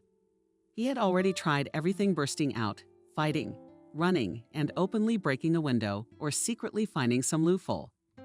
But alas, there was no escape. New Year's Eve was only 2 days away, and it looked like he was going to spend the holiday in a real asylum. When he was brought back to the orphanage, they wouldn't even let him talk to any of his friends. They put him in the basement like they always do. They took him out after a few hours and brought him here. This is where they sedated him. They tied him to the bed for any untimely word, tied him to the bed for trying to escape, gave him some shots that gave him a terrible headache, and he didn't care about anything at all. Sometimes it seemed to Jack that he had already died and gone straight to hell. But for what? When Lisa was taken away, Andrew again used his longtime connections, which they used to find her very quickly. Where was Jack taken? In the emergency room of the asylum, where he had left Anna, who had absolutely nothing to do, and the ward stank horribly of the box. Turning around, he saw her face. It was completely white and seemed to blend in with the walls. No, the walls were dirty, but there was no blood on Anna's face. "Excuse me, who are you?" Jack asked when he opened his eyes and saw a strange woman sitting on a chair in the headboard next to his bed. I guess he said it too quietly. She hadn't heard him. Looking closer, Jack realized she was asleep, sitting in an uncomfortable, awkward position. Either those pills they'd given him had taken a toll on his physical and mental state, or he was asleep too, but he felt as if he'd seen her somewhere before in some distant, beautiful dream. Jack smiled at his dreamy memory and closed his eyes again. When he woke up the next time, she was there too, and again, and again. Well, the stern doctor once again scrutinized Jack carefully. "I think the patient can be discharged, but only under your responsibility," he said to Anna. "After the holidays, you will definitely come back. We will need to do the examination again to take blood, and we will definitely come." The doctor interrupted him by a man of sturdy build standing next to him. "What questions?" But suddenly said Jack, "But I don't know you at all, where you are going to take me." "Nowhere without your wish." The man smiled at him. "But I think someone will be able to help us." Jack tensed up, waiting for more blows of fate. These people were quite nice. They didn't yell, didn't drug him, and generally treated him well. Who knows? And he had gotten used to the fact that he couldn't trust anyone. In addition, he was told some fairy tale about how he would have a real family and a house of his own, or something like that. He couldn't remember things very well now. Everything was a blur. Jack, a girl of about 14 years old, came into the room and approached his bed. "Jack, do you remember me?" she asked him hopefully. "Do you really remember me, Maria?" The boy smiled. "You, Maria? That's right." She laughed and cried at the same time. You recognized me. Jack, will you please listen to me? Nothing bad will ever happen to you again. You hear me? It's over. Our Viper's in jail. Can you believe it? We have a new principal now, such a nice woman. She put up a Christmas tree in the lobby. Can you imagine a real Christmas tree? That's great. Jack marveled, smiling weakly. I must be dreaming, decided the boy, and I'm dreaming. I don't want to wake up. Maria kept talking and counting, like a happy little bird. I think she said he should go away with these nice people. Well, since Maria said so. He woke up again, this time a different bed. Not a hospital bed this time. It was so strange around, cozy or something. Where was he? Not in an orphanage, and certainly not in a mental institution. Jack lay there for a while with his eyes open. looked around. The room was furnished like people who live in their own homes. Curtains on the windows, flowers, soft carpet, a rack of books, a desk, a computer.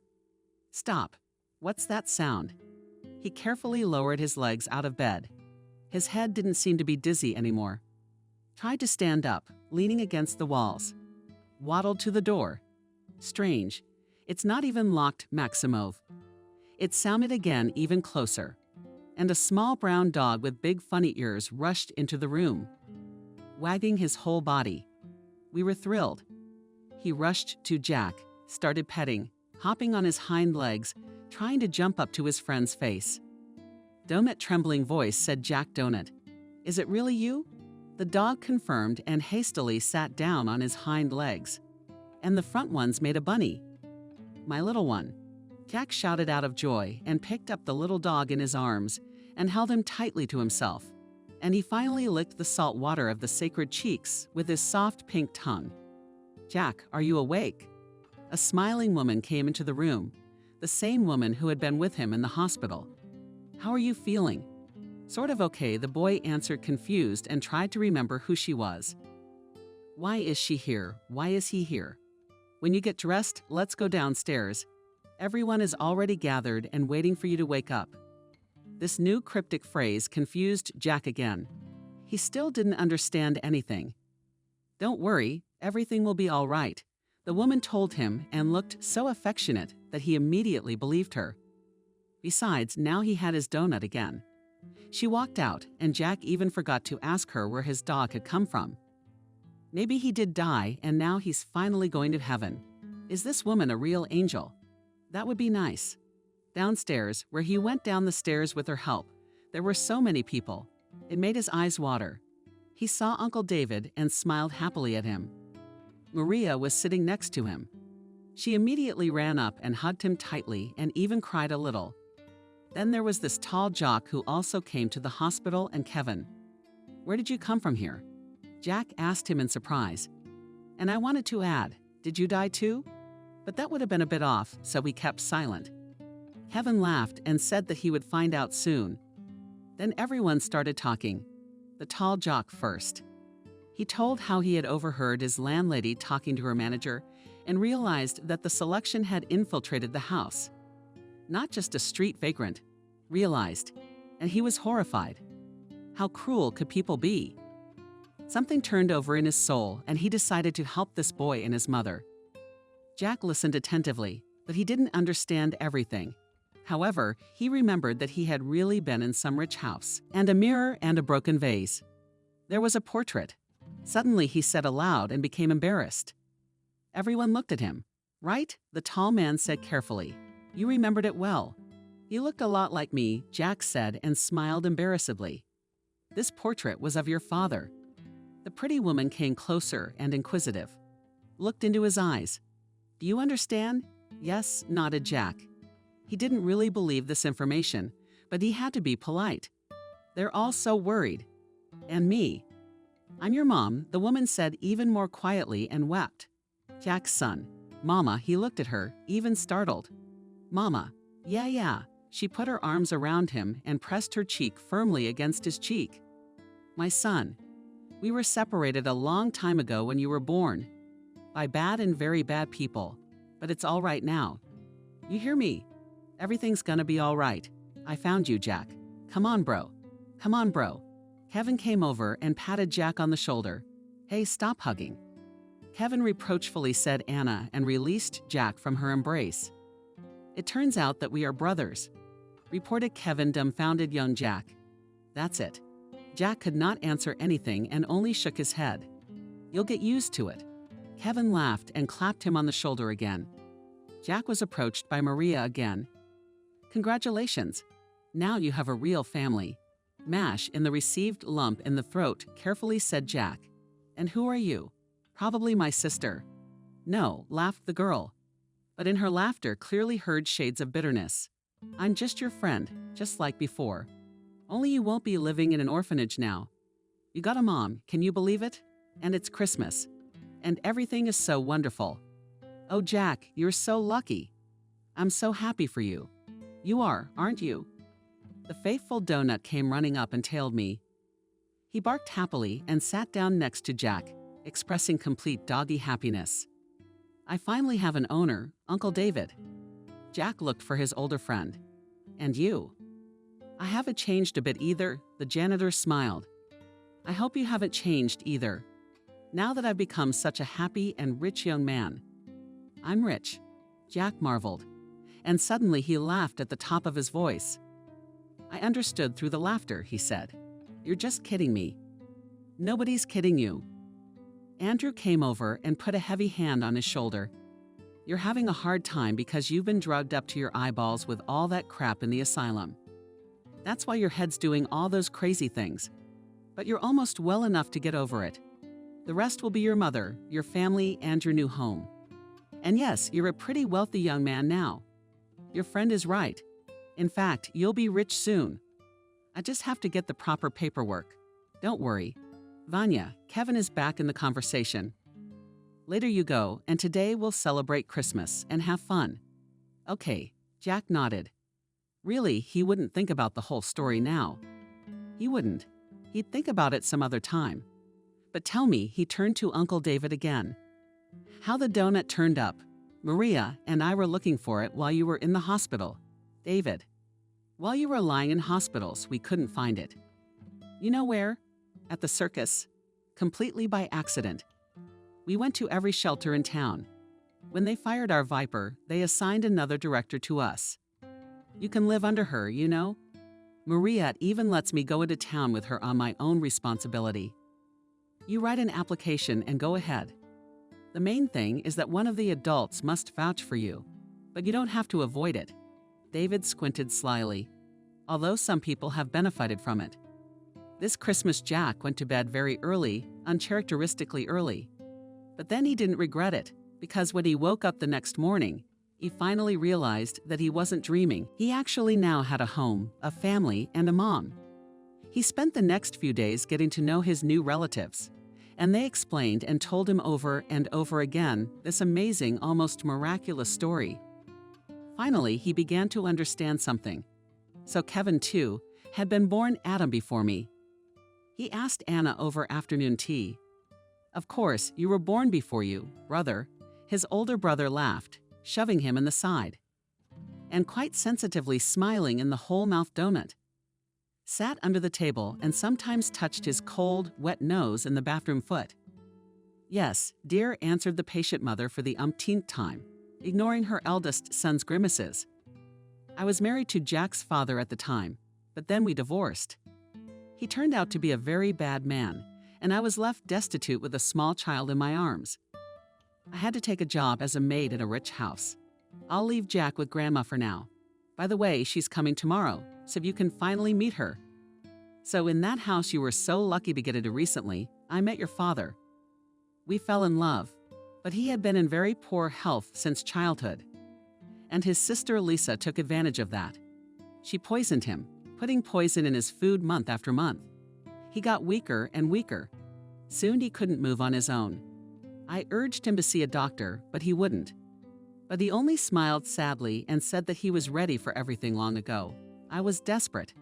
When he died, I thought I was going to die too. But then I realized I was pregnant. When Lisa found out, she threw me out of the house without regret and didn't even pay me for the last months of work. And when you were born, I was so weak. The labor was very hard. Then the doctors came and the investigator with them. And they told me that my baby was missing. I almost died of horror again and immediately guessed who could have done such a thing. But it was impossible to prove anything. Lisa was to me a simple woman with no money and no connections, completely unattainable. But she wasn't the one who stole you, said Andrew, sitting at the table with the happy family, but her manager Kelly. The thing is, Kelly was once a close friend of Lisa's. She knew that she had a tendency to alcoholism and knew something else, namely that her friend and part-time hostess would never have children of her own. She hoped to induce her to write a will in her favor, and it must be said, she succeeded in doing so. But that was when you, the newborn son of the rightful heir, stood in her way. She couldn't let your fate remain unknown. She didn't dare to kill the child, but she paid someone to steal you from the maternity hospital and drop you off at Lisa's house, hoping that she would not be afraid of such an abomination. But Lisa didn't want to take any unnecessary heat either. To Kelly's disappointment, she sent you straight to the orphanage, arranged with the principal to get you adopted and out of town. But why didn't anyone ever adopt me? Jack wondered. Didn't anyone want me with my different eyes? They say it's a genetic disorder. Who told you such nonsense? Anna clutched her head. You weren't adopted because your viper wanted to have you close to her so she could blackmail Lisa on occasion. And if she died, to mess with your head with all sorts of tales and get her inheritance. She'd find a way to take it away from you afterward. And that's for sure. Jack's face darkened and at the memory of his former principal. Let's not talk about sad things. Maria, sitting immediately, put her arm around the boy's shoulders. Everything has long been behind us. What kind of a fool am I? Suddenly slapped himself on the forehead. Jack, I'd forgotten. Oh, Kevin, you saved my money. I'm still asking. Ironic indignation from his brother. Here they are. He went out into the hallway, took out his wallet from his jacket pocket, and handed Jack some bills.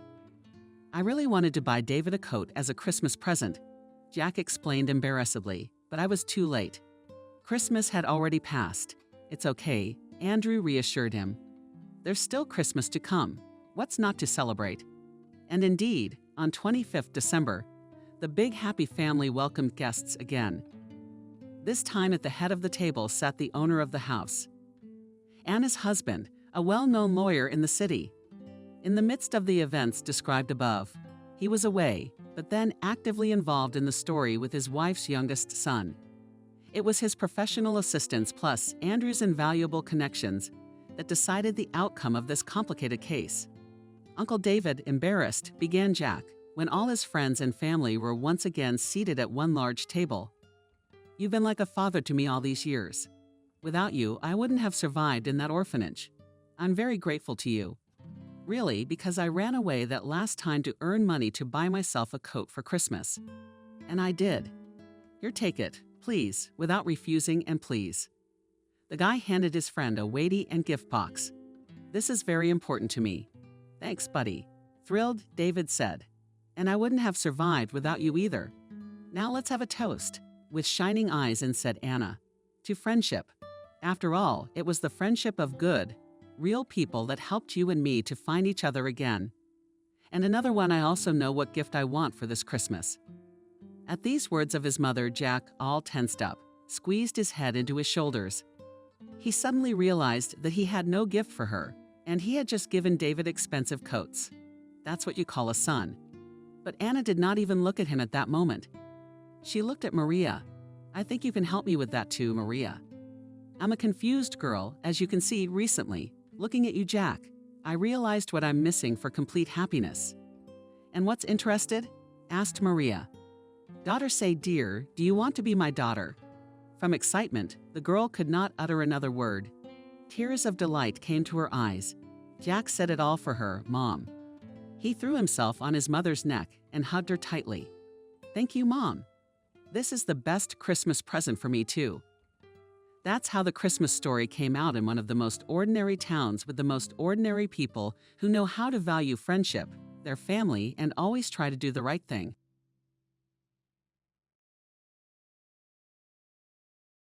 Subscribe and click the bell.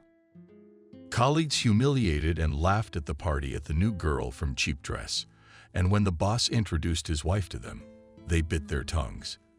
And with good reason. The boss's wife had expressive eyes, precise figure, and slender legs. What made the coworkers even angrier? Of course, they had nowhere to put their money. Here and go to salons and fitness. Indignant, irritated comrades. And she turned out not to notice the outburst in her direction and looked in love eyes at her husband, part-timer boss. Romance they successfully concealed. And there was a reason for that. Boss Stephen was a man of prominence. 40 years old, tall, slender brunette with blue eyes, muscular figure, and low velvet voice. The female subordinates, when they saw him up close, would go into a stupor. The new girl had only gotten the job a couple months ago, And when did she manage to echo her superiors? It all started with that ill-fated report. Camille, as the new girl's name was, had taken over as bookkeeper from Emily, who had retired. She was entrusted with the fixed assets. There were a lot of them in the firm. Some were still in transit at the bonded warehouse, some mothballed. The boss demanded a list of all the equipment for collateral negotiations with the bank. Camille prepared the list, but overlooked a few machines. They had not yet arrived from customs. The customs agent hadn't told her anything, and her coworkers were silent, busy with their work. That's all the equipment, yes. Camille, are you sure? I think there were more units. This is all I found. Go ahead and check again. You studied the machines that came from Italy and from Italy. A sunny, cheerful Italy appeared in Camille's mind. How nice was it there last summer? Yes, from Italy. Call Sam, our customs agent, and ask him to send you the paperwork for the latest looms. Okay, I can go. Camille is happy. Yes, go ahead. The girl headed for the exit, and Stephen got excited for some reason. She was gone, but the trail of her perfume enveloped him. It stirred the innermost corners of his soul. What kind of fragrance is that? I've never heard it before. Stephen shook his head, wanting to get rid of the obsession. She was walking down a narrow street in the old part of the small town. She had to go all the way down it and come to the woods. Here, the flower she needed was growing not far away. She had never seen it anywhere else. Camille made her own perfume. Her grandmother passed the knowledge on to her. She likes the right combination of flavors. The girl found among forest and meadow herbs and flowers, then mixed in raw materials with the base and spread on a glass jar with a tight lid. She herself used only one favorite fragrance. The others were given to people close to her, tailored to each person's personality. Stephen, what's the problem? Sam, our car's been impounded. What do you mean, arrested? For what reason? I'll come and sort it out. They say that we had to pay some VAT, and it didn't go to the budget. That's why they stopped it. I'll check with the accounting department. Stephen quickly left the office and went to the accounting department. It was lunchtime, and there was no one in the office except Camille. She had already eaten a salad and a piece of fish and was busy putting the documents in a folder. Do you know how to print payroll? Yeah. What's up? We have to pay the tax, or the car won't be allowed out, and we'll get a big fine. Okay, I'll call the head accountant and check. While Camille was talking to the head accountant, Stephen called Sam and reassured him. Yeah, she told me where to get a sample. You're typing. Camille put the folder in front of her and began tapping her fingers rapidly on the keyboard. And who's going to sign? The chief accountant won't be in for another hour. I can sign. Will you come with me to the bank? Get the stamp. Camille came out of the office with her purse on her shoulder and holding a folder. There were documents and a stamp. When she saw what kind of car the boss was driving, she felt a little uneasy. It was a huge black car with a radiator novel gleaming nickel. Stephen opened the door in front of her, and the girl yorked into the cabin.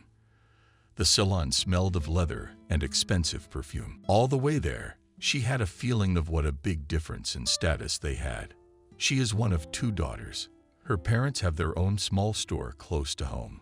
Her older sister Miranda works at the same firm in the finance department. And here's the luxury of a huge black, gleaming car with a light-colored leather interior. Not a speck of dust inside. And everything looked so solid and expensive. She shoved her legs up and down indignantly, hiding her boat shoes. The car moved almost silently. It seemed to fly. Camille settled herself comfortably in her chair and regarded Stephen's profile. Handsome as Apollo, rich with good manners. Lucky for his wife. She didn't know at the time that he was single. A widower, actually. His wife drowned while diving in the Seychelles. But Camille didn't know any of that yet. She just wanted to be useful to her boss. With my first paycheck, I'll buy some decent shoes. She loved good shoes.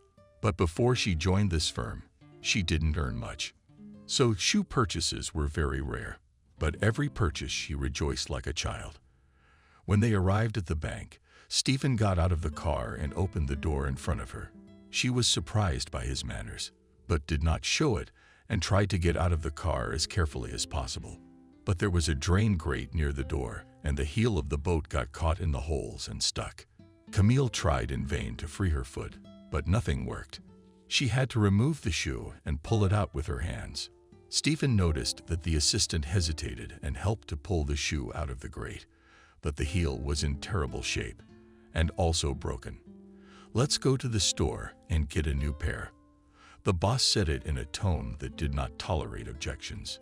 He got into the driver's seat, asked Camille to buckle up, and they drove to the store.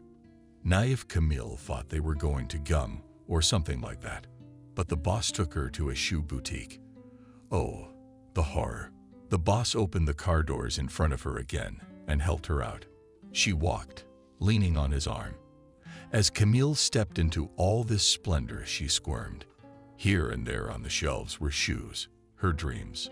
It smelled of leather and luxury. The girl sat down on the padded path, unable to say a word, and stared at her boss. Stephen beckoned to a consultant and asked for shoes to be sized. Several pairs were brought in, and all were gorgeous. Camille chose a light brown pair and asked for the price. The girl assumed the price would be high, but not that high. It was her monthly salary. Camille almost cried. "Stephen, I can't afford such expensive shoes." "Don't worry about that. I'll pay for everything, since I parked badly and you lost your shoes. But I can't accept such an expensive gift." "All right, let's make it an installment plan. You'll pay a little from each paycheck." "I agree. That's fine with me." "Then be afraid. I've already paid, and we have to get back to the bank before it closes. There's that smell again. What's her perfume? I don't recognize it. It's unfamiliar to me. We'll have to find out." Stephen opened the door for Camille, and they went outside. After the shoe store, they went back to the bank. The shoes on Camille's feet were not weighty, and that feeling filled her with calmness. "Of course, I'll pay everything off, and I don't need a handout from my paycheck," thought the girl to herself. At the bank, Stephen knew everything. He smiled. They were very nice to each other. "Meet my employee, Camille. She'll often bring documents to the bank. Please love her." The bank employees left Camille with condescending glances from head to toe. But seeing the expensive shoes on the girl's feet, they decided that she held a high position in the bank. The boss took Camille to all the offices, introduced her to all sorts of bank clerks up to and including the manager. "Now do you know who does what in the bank? And who to contact? I'm going on a business trip soon, so you'll have to go to the bank a lot." "Okay, I get it." When we arrived at the firm, we went to our offices and didn't see each other again for the rest of the day. The boss had gone on a business trip, as promised. Camille traveled to the bank, doing an errand for the chief accountant. The new job was gradually taking her over. She was learning more and more intricacies.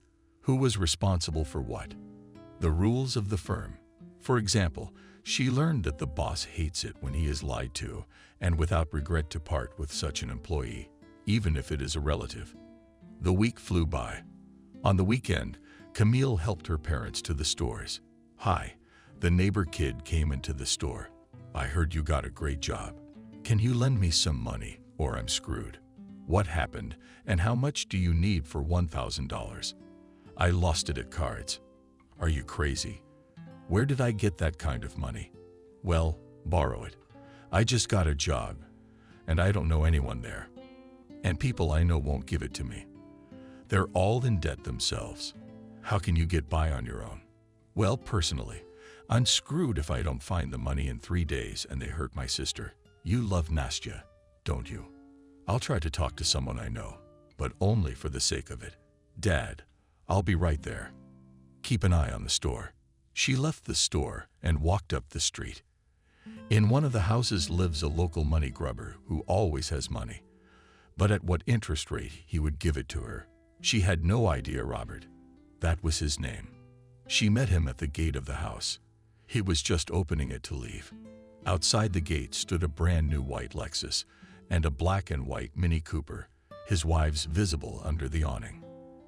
"Camille, what are you doing here?" "Hey, Robert. How are you?" "I'm doing great. You know what need brought you to me, right?" "Robert, I really need to borrow $1,000. "Wow. What do you need that kind of money for?" "Can you lend it to me?" Sure. "For how long and at what interest rate?" 6 months at 25% is a lot. If you don't want it, don't take it. That's my deal, period. Robert turned his back and went to the car. "Okay, I'll do it. Wait, 5 minutes. I'll get the money and a pen and paper. I'm not some punk." Robert went into the house, but by then he was gone.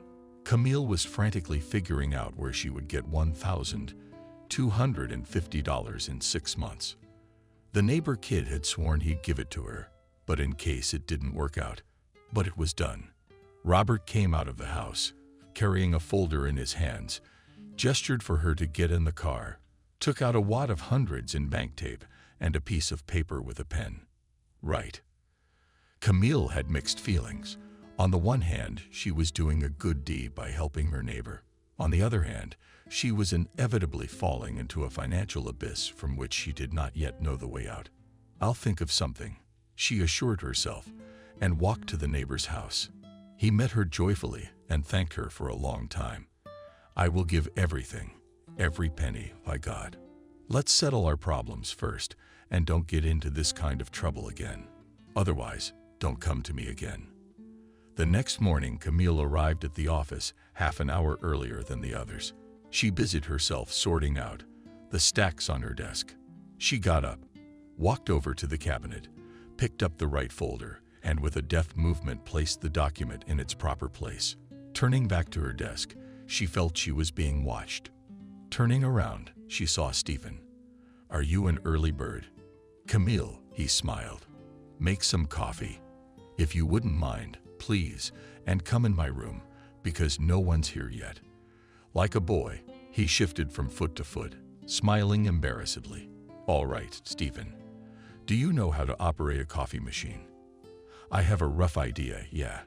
What kind of coffee do you like?" "Double espresso. Please wait. I'll get it." "Okay, I'll go to my room then." Camille walked over to the coffee machine and froze.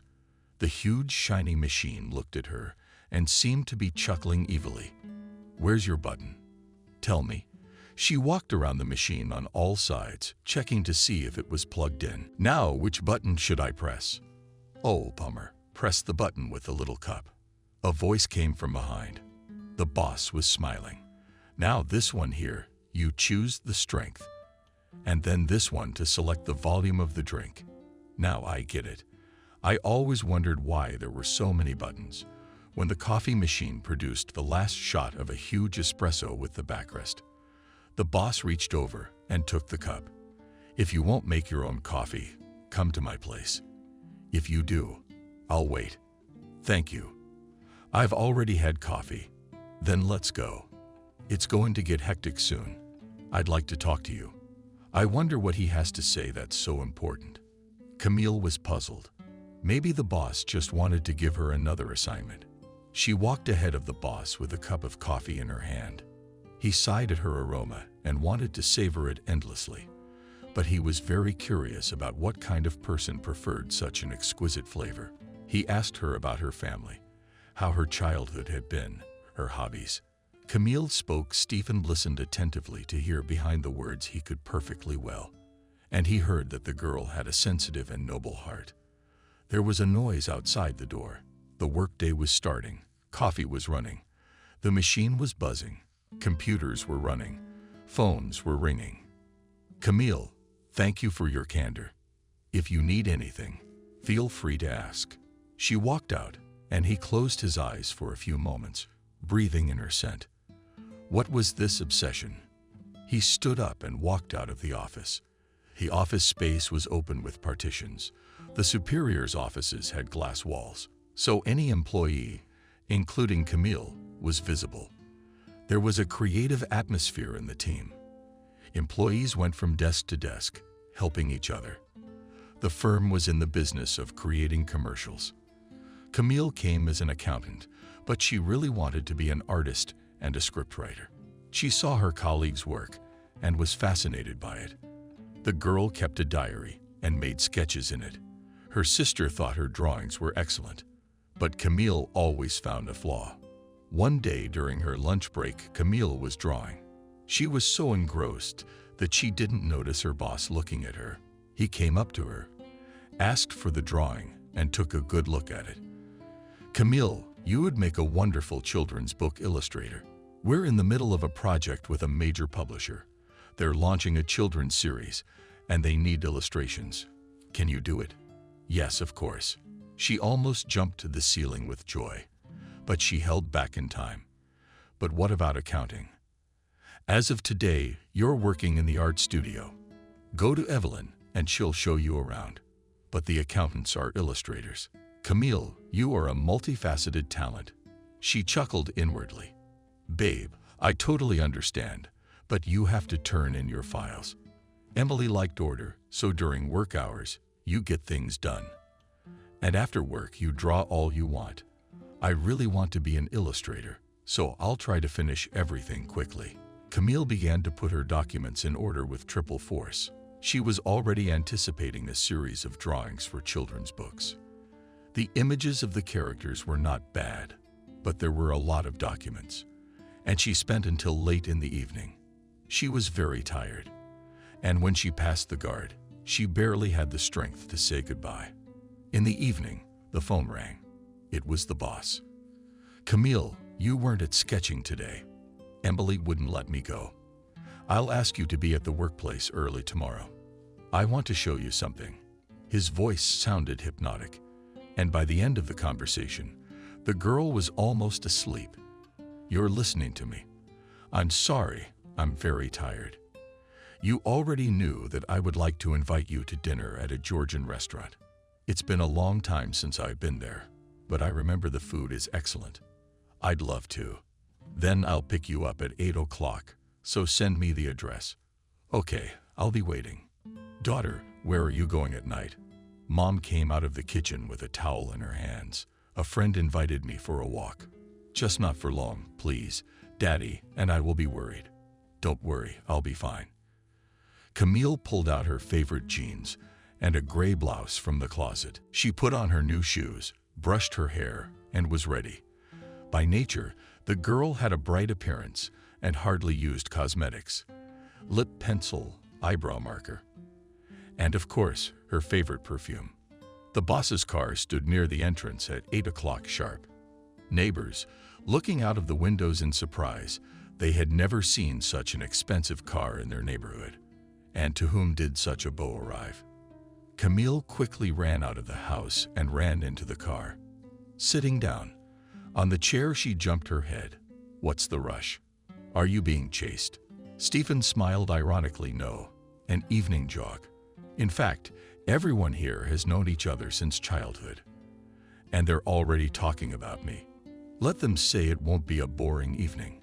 I'm sure it will be." The Georgian restaurant was a one-story house with ticket walls, located in the middle of a patch of forest, enclosed by a stone fence. The paths were paved with stone. There were arbors on the territory fenced by Pletnev. All the furniture was dark wooden. They were met by a Georgian woman dressed in Georgian national costume. She led them into the hall and indicated their table. Soon she brought menus in wooden covers. Everything around was decorated with everyday elements of Georgian homes. Only shashlik, chachapuri, and karko were familiar names in the menu. And karko was a hearty beef. Other dishes remained a mystery behind 7 seals. "What will you have?" "I'd like kakapuri. I haven't had kakapuri in 100 years. "Well, shall I have it?" "Bring 2 glasses of the finest red wine." Stephen was clearly in a good mood. "Camille, I'd like to tell you about our new project with Sigma Publishing.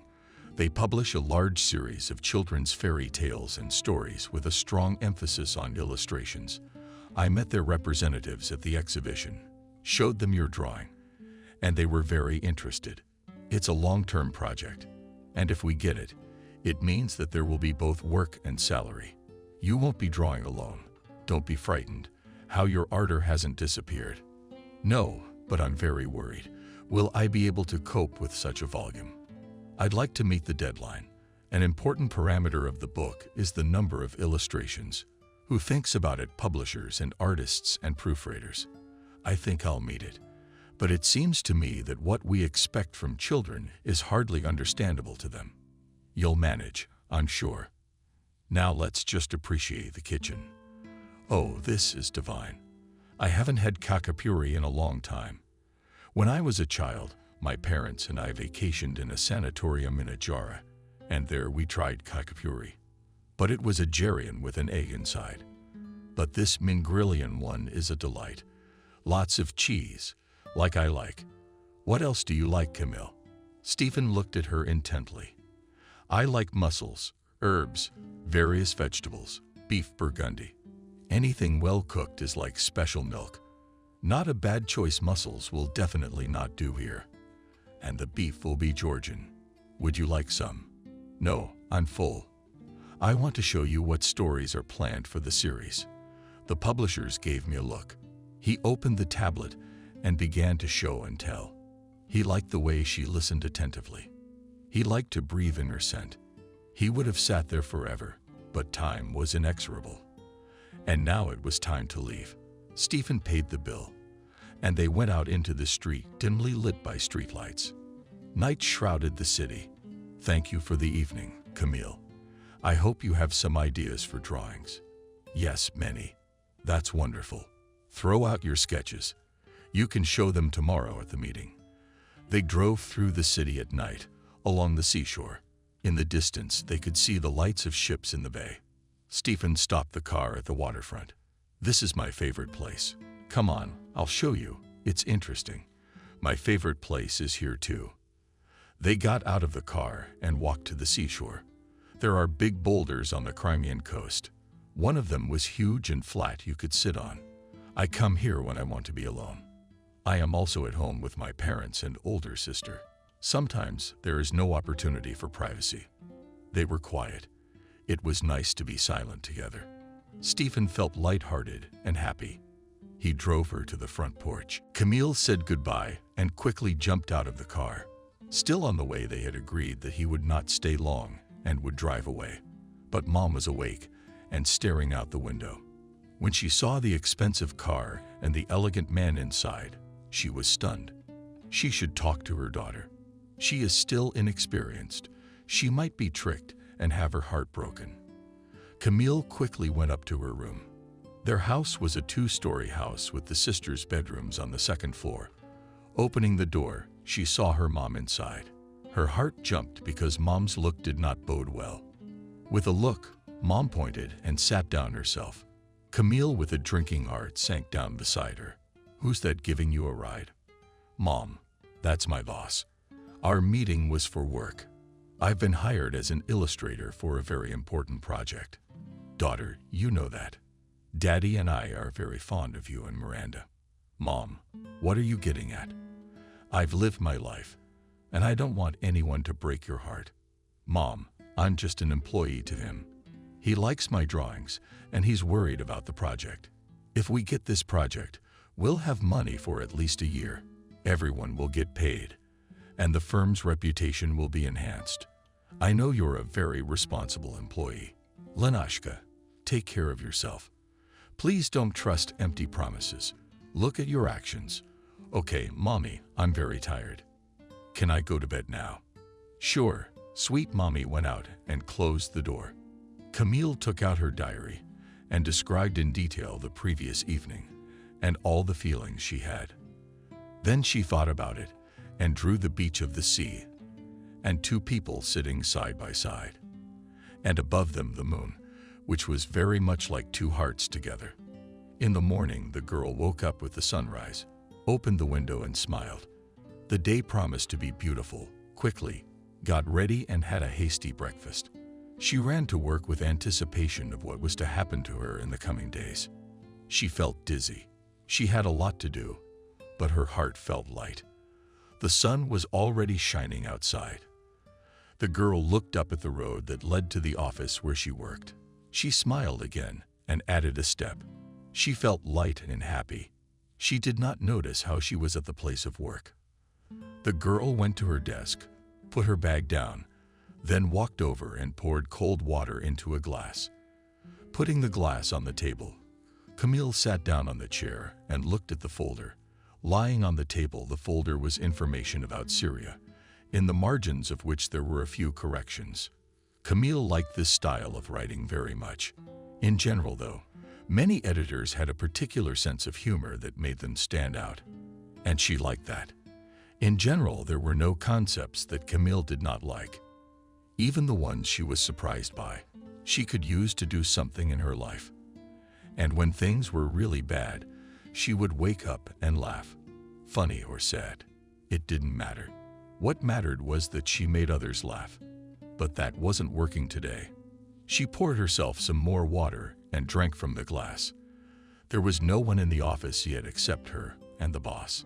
He made his own coffee and looked through the folders. The girl was discreetly watching her boss, but he went to the shelf with folders, took out another one and opened it, took a pen and started writing. He thought about it for a second, started to write more. And suddenly he stopped, as if he remembered something very important. He stared at the ceiling and looked at the folder again. He thought again, and this time he took up the pen with determination. Camille began to look through the publisher's requirements for illustrations. She ran her eyes over the descriptions of the characters and the plot, and one by one the images appeared in her head. She took a sheet of paper and a pencil and began to draw. She drew without taking her eyes off and without paying attention to anyone. Sheet after sheet was filled with drawings. She kept drawing. She didn't notice when her boss came over and took one of the drawings from the table. "You're doing an excellent job. Thank you. That's not all. I plan to do 5 more drawings. Okay, I'll leave you to it. When you're done, come into my office." There was another task in Camille's mind.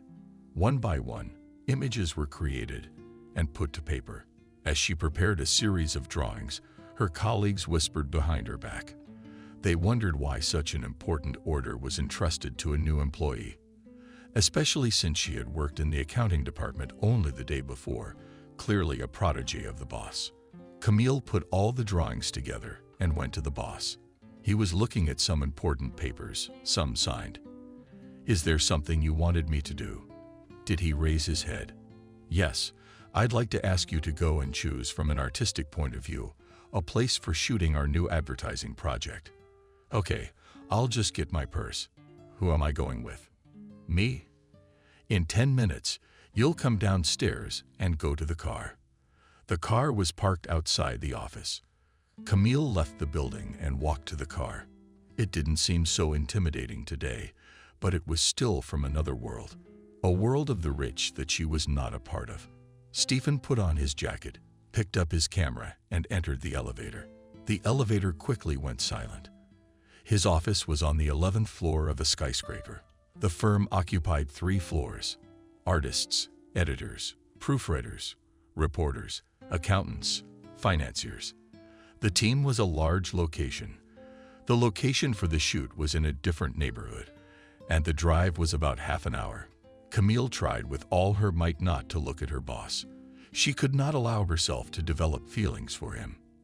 But at the same time, she wanted to.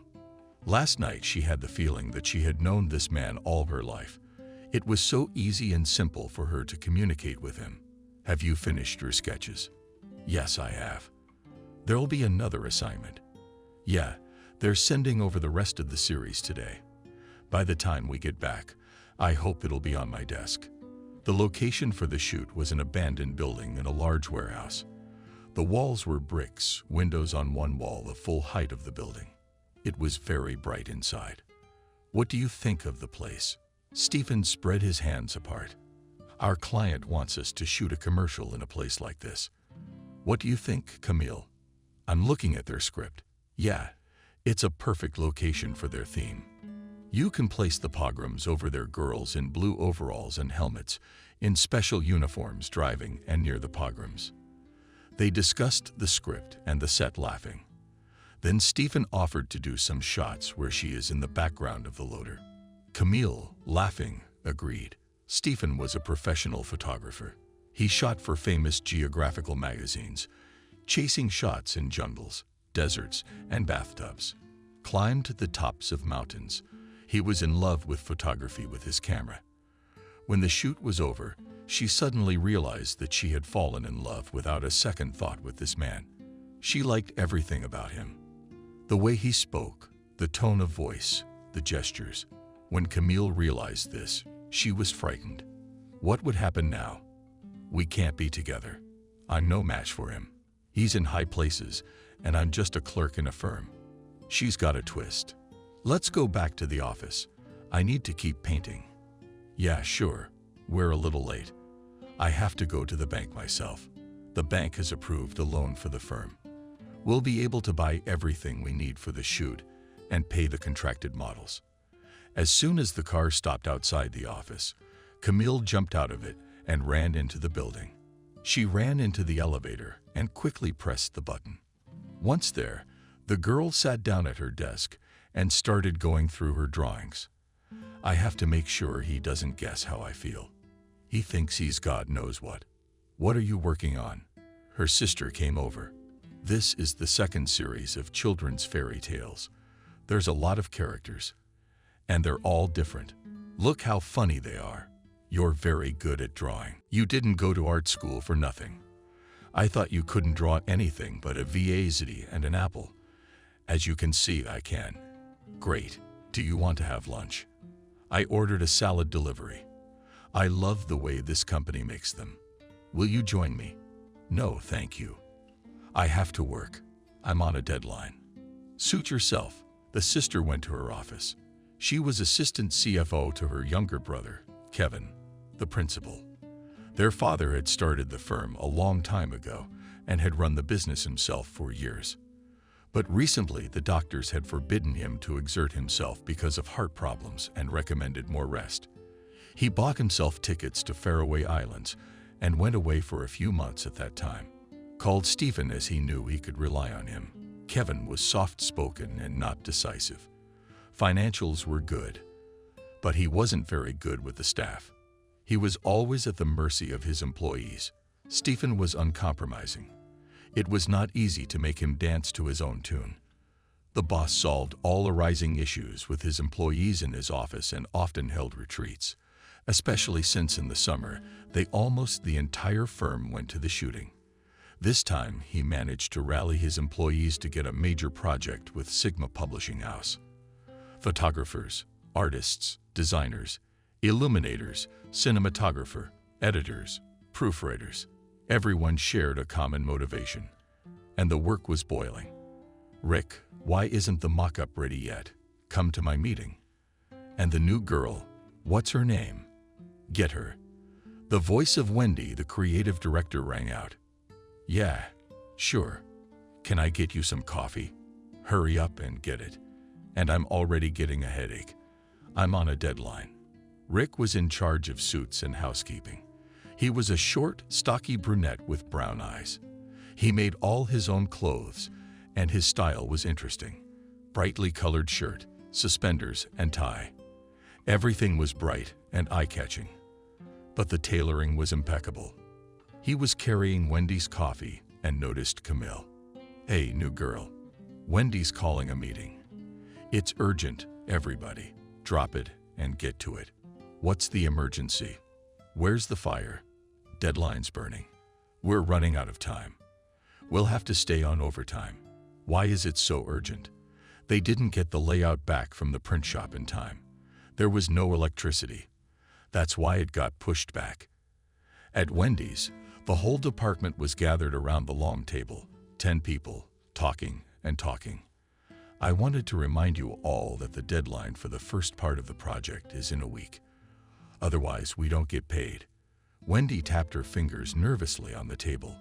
The publisher wants to see the finished layouts and illustrations. Hey, how's the new girl doing? Tell me what you did. My name is Camille, the girl said quietly. I'm not interested in your name. I'm interested in the work. I have some drawings left. Bring them to me tomorrow. I may not be able to do it by tomorrow. That's your problem. Go draw, I've said everything. Wendy stood up and defiantly slammed the folder shut. All the other employees also stood up and went to their seats. The work continued.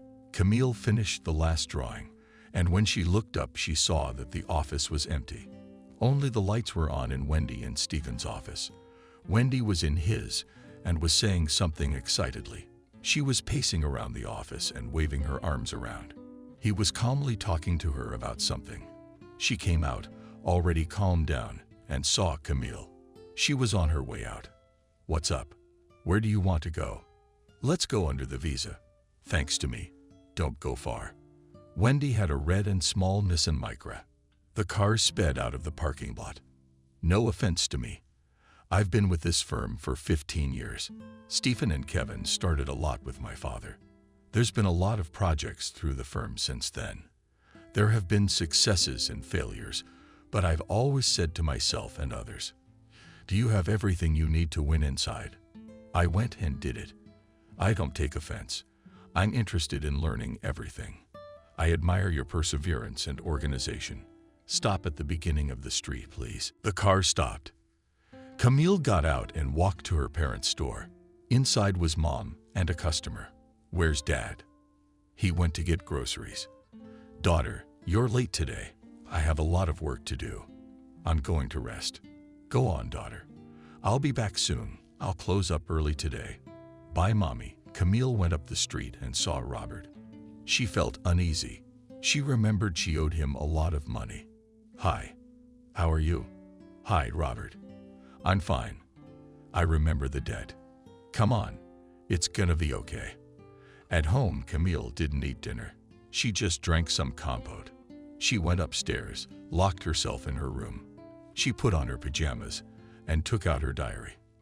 I saw it today. I can't stop thinking about him. It's crazy, but I can't stop thinking about him either. And I see him a lot at work, but whatever happens, the drawings turned out well. Everyone really liked them. And most importantly, I enjoyed each one as a gift. I guess that's my calling. She fell asleep quickly, barely having time to stuff the diary under her pillow. She had a wonderful dream. She was walking with Stephen by the hand down an alley with cherry blossoms. It was sunset, and the trees exuded a subtle fragrance. She was happy and laughing. The girl woke up as always with the first rays of the sun. She opened the window outside. A new day was beginning. Birds were singing and the trees were sewing about something of their own style. She tittied herself up, went downstairs, had a quick breakfast, and left the house. The drive to the office did not tire her, but on the contrary, gave her even more energy.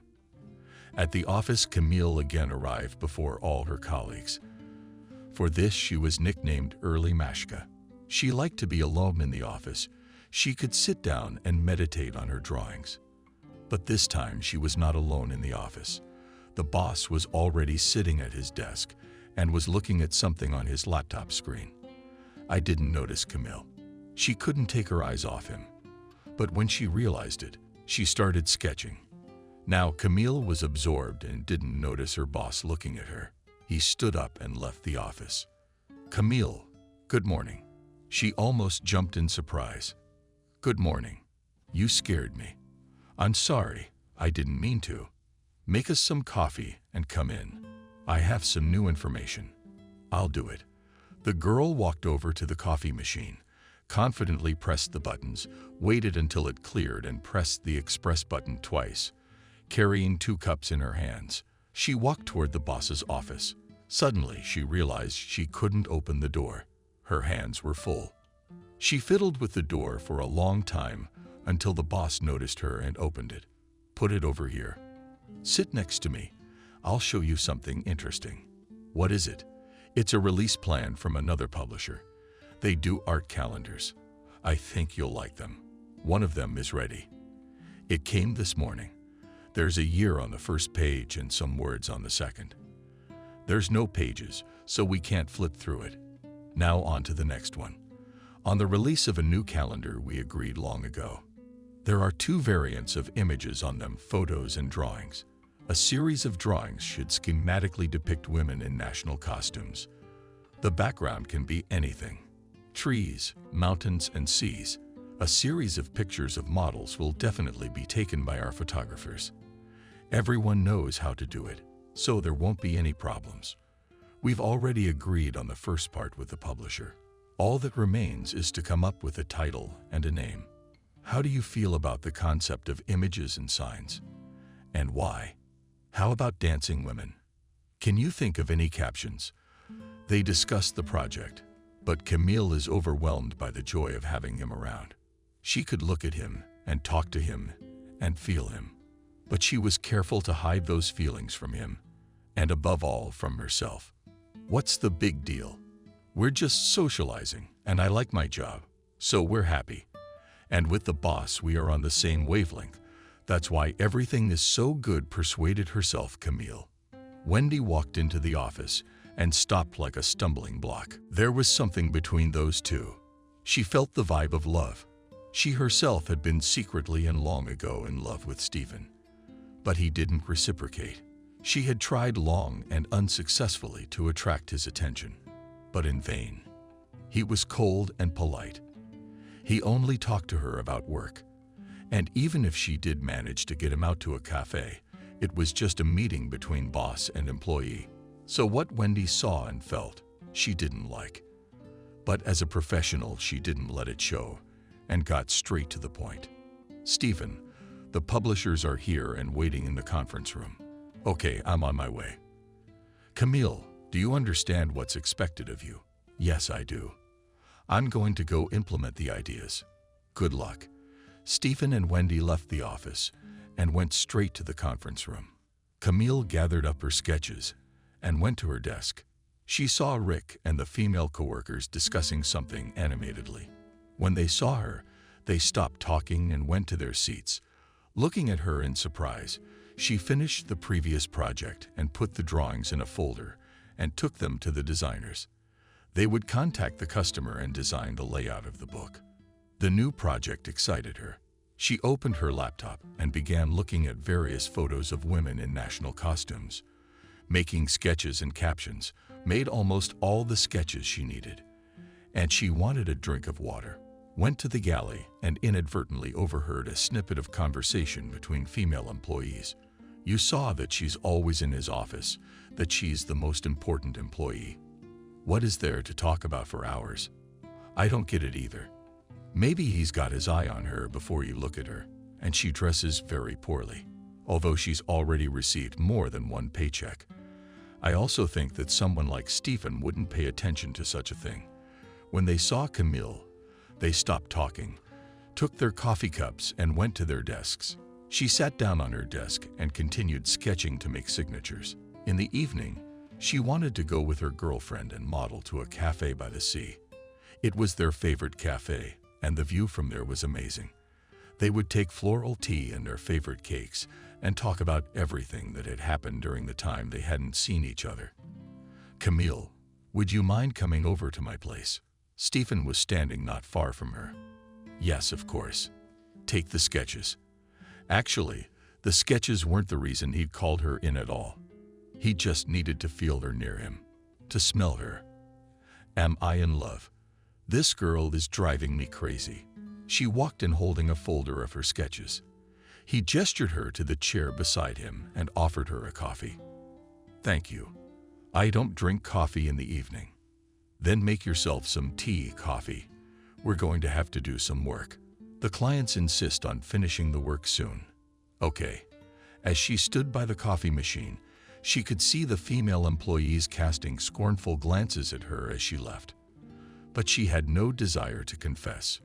What happened and why were they treating her like that?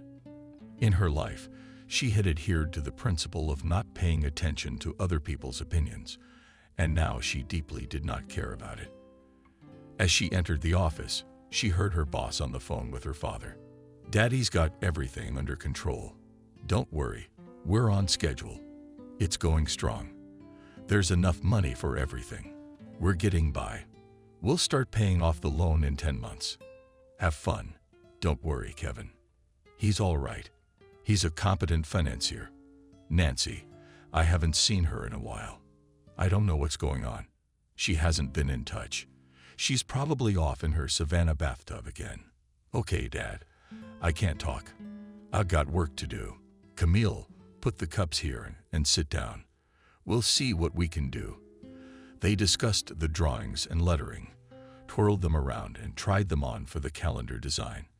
When Stephen accidentally touched her hand, she flared and pulled away, and he tried to be as close as possible, to inhale her scent and feel the warmth of her body. Stephen, I wish I could go already. I have a friend waiting for me. Are you going out? Yes, we're going to our favorite cafe by the sea tonight. We meet there once every 2 months and have long talks about everything. How interesting. I don't have a friend like that. You're lucky, aren't you? She's cool. We've been friends since we were kids, her brother's asking me to marry her. That's how he felt the slight prick in his heart. Yeah, but I can't treat him like a man. He's still my playmate, my childhood boy. Okay, Camille, you can go. She gathered the drawings into a folder, got up from her chair, and left the office. The plume of her fragrance, which he loved so much, remained in the office. An unpleasant feeling appeared in Stephen's soul. So she has a fiancé. If her parents persist, she'll marry him. So stop. What rights do I have to her? I have none. But I can't give her to someone else either. A sense of competition kicked in. Stephen closed his laptop, put the file folders on the shelf, grabbed his car keys, and headed for the exit. He needed to get to practice. 3 times a week he went to the gym at a large sports complex. There was also a swimming pool, table tennis, and aerobics rooms.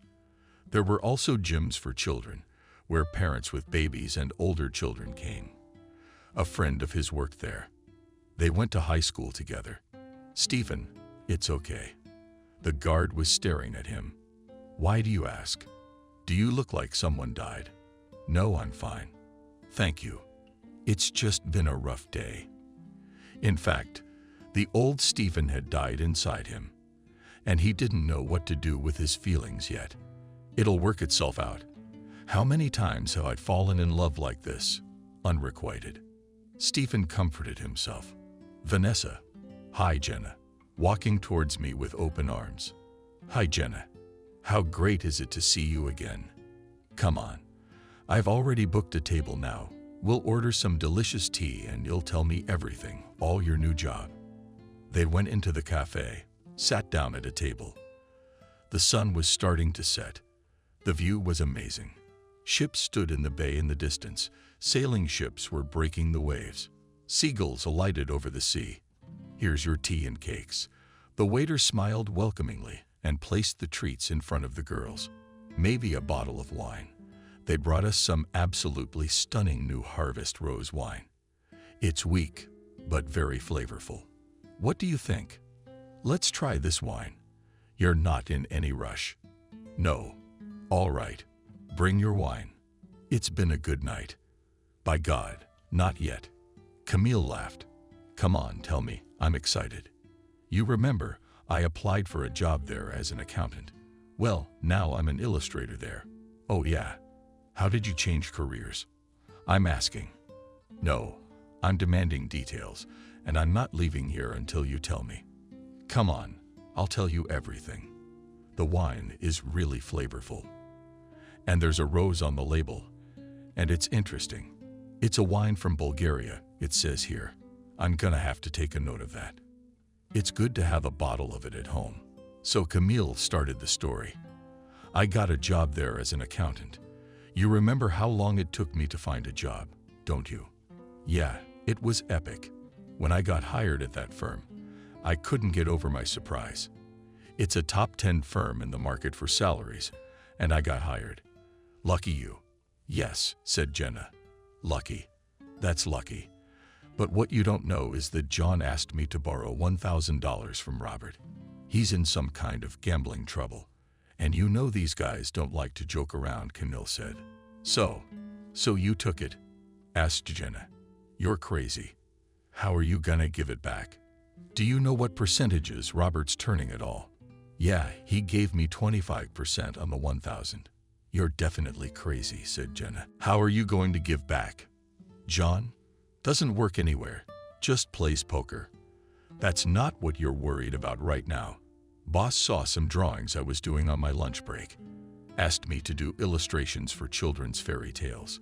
The publisher is just launching a series of books, and they need illustrations.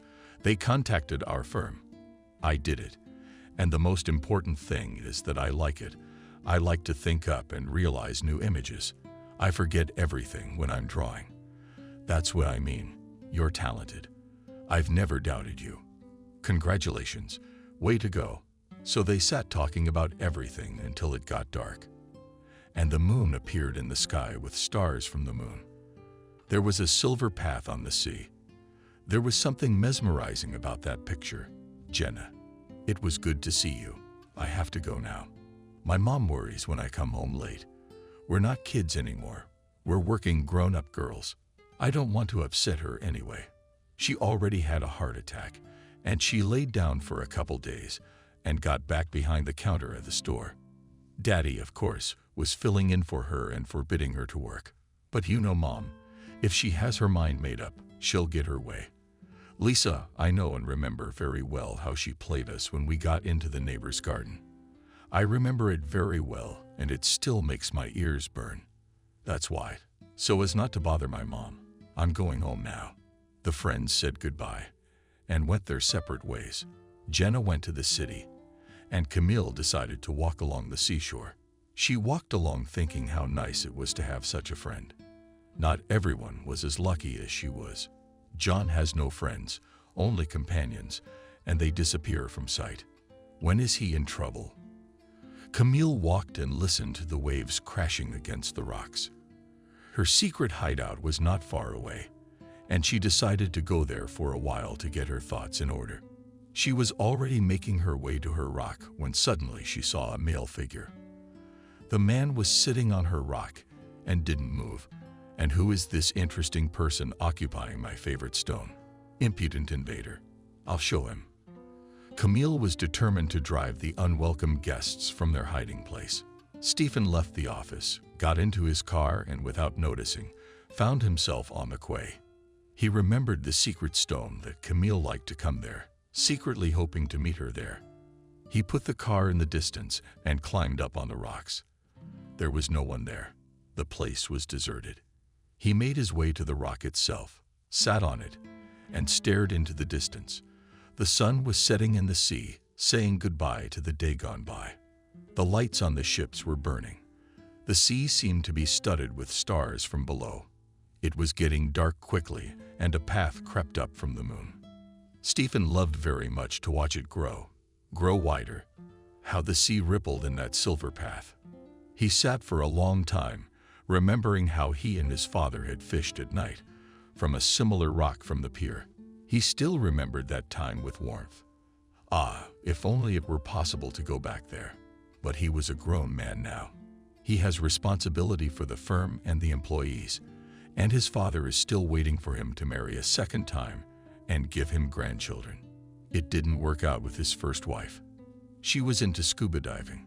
Said they'd have time. They didn't. Didn't happen. Camille came closer and recognized Stephen. He seemed so lonely. She wanted to come closer and put her hands on his shoulders. She restrained herself with an effort. "Stephen, what are you doing here?" "Camille, I thought you'd be home by now. Are you having your 10th dream?" "What do you mean?" "No, I'm awake. The stone is guarding me." She laughed. "Pardon the intrusion, but my feet brought me here. Besides, it's got a great view of the bay. I've been sitting here admiring it. Have a seat. There's plenty of room for you. I'm not gonna say hi to my mom for a while." "What's wrong with Mom?" "She just had a heart attack. Can't be disturbed. I already called that I'm coming. Let me give you a ride. I was just on my way back. If that's the case, I'll let you." She sat down next to him on a rock. "I can look at the moon and the sea forever. It feels like flying far away."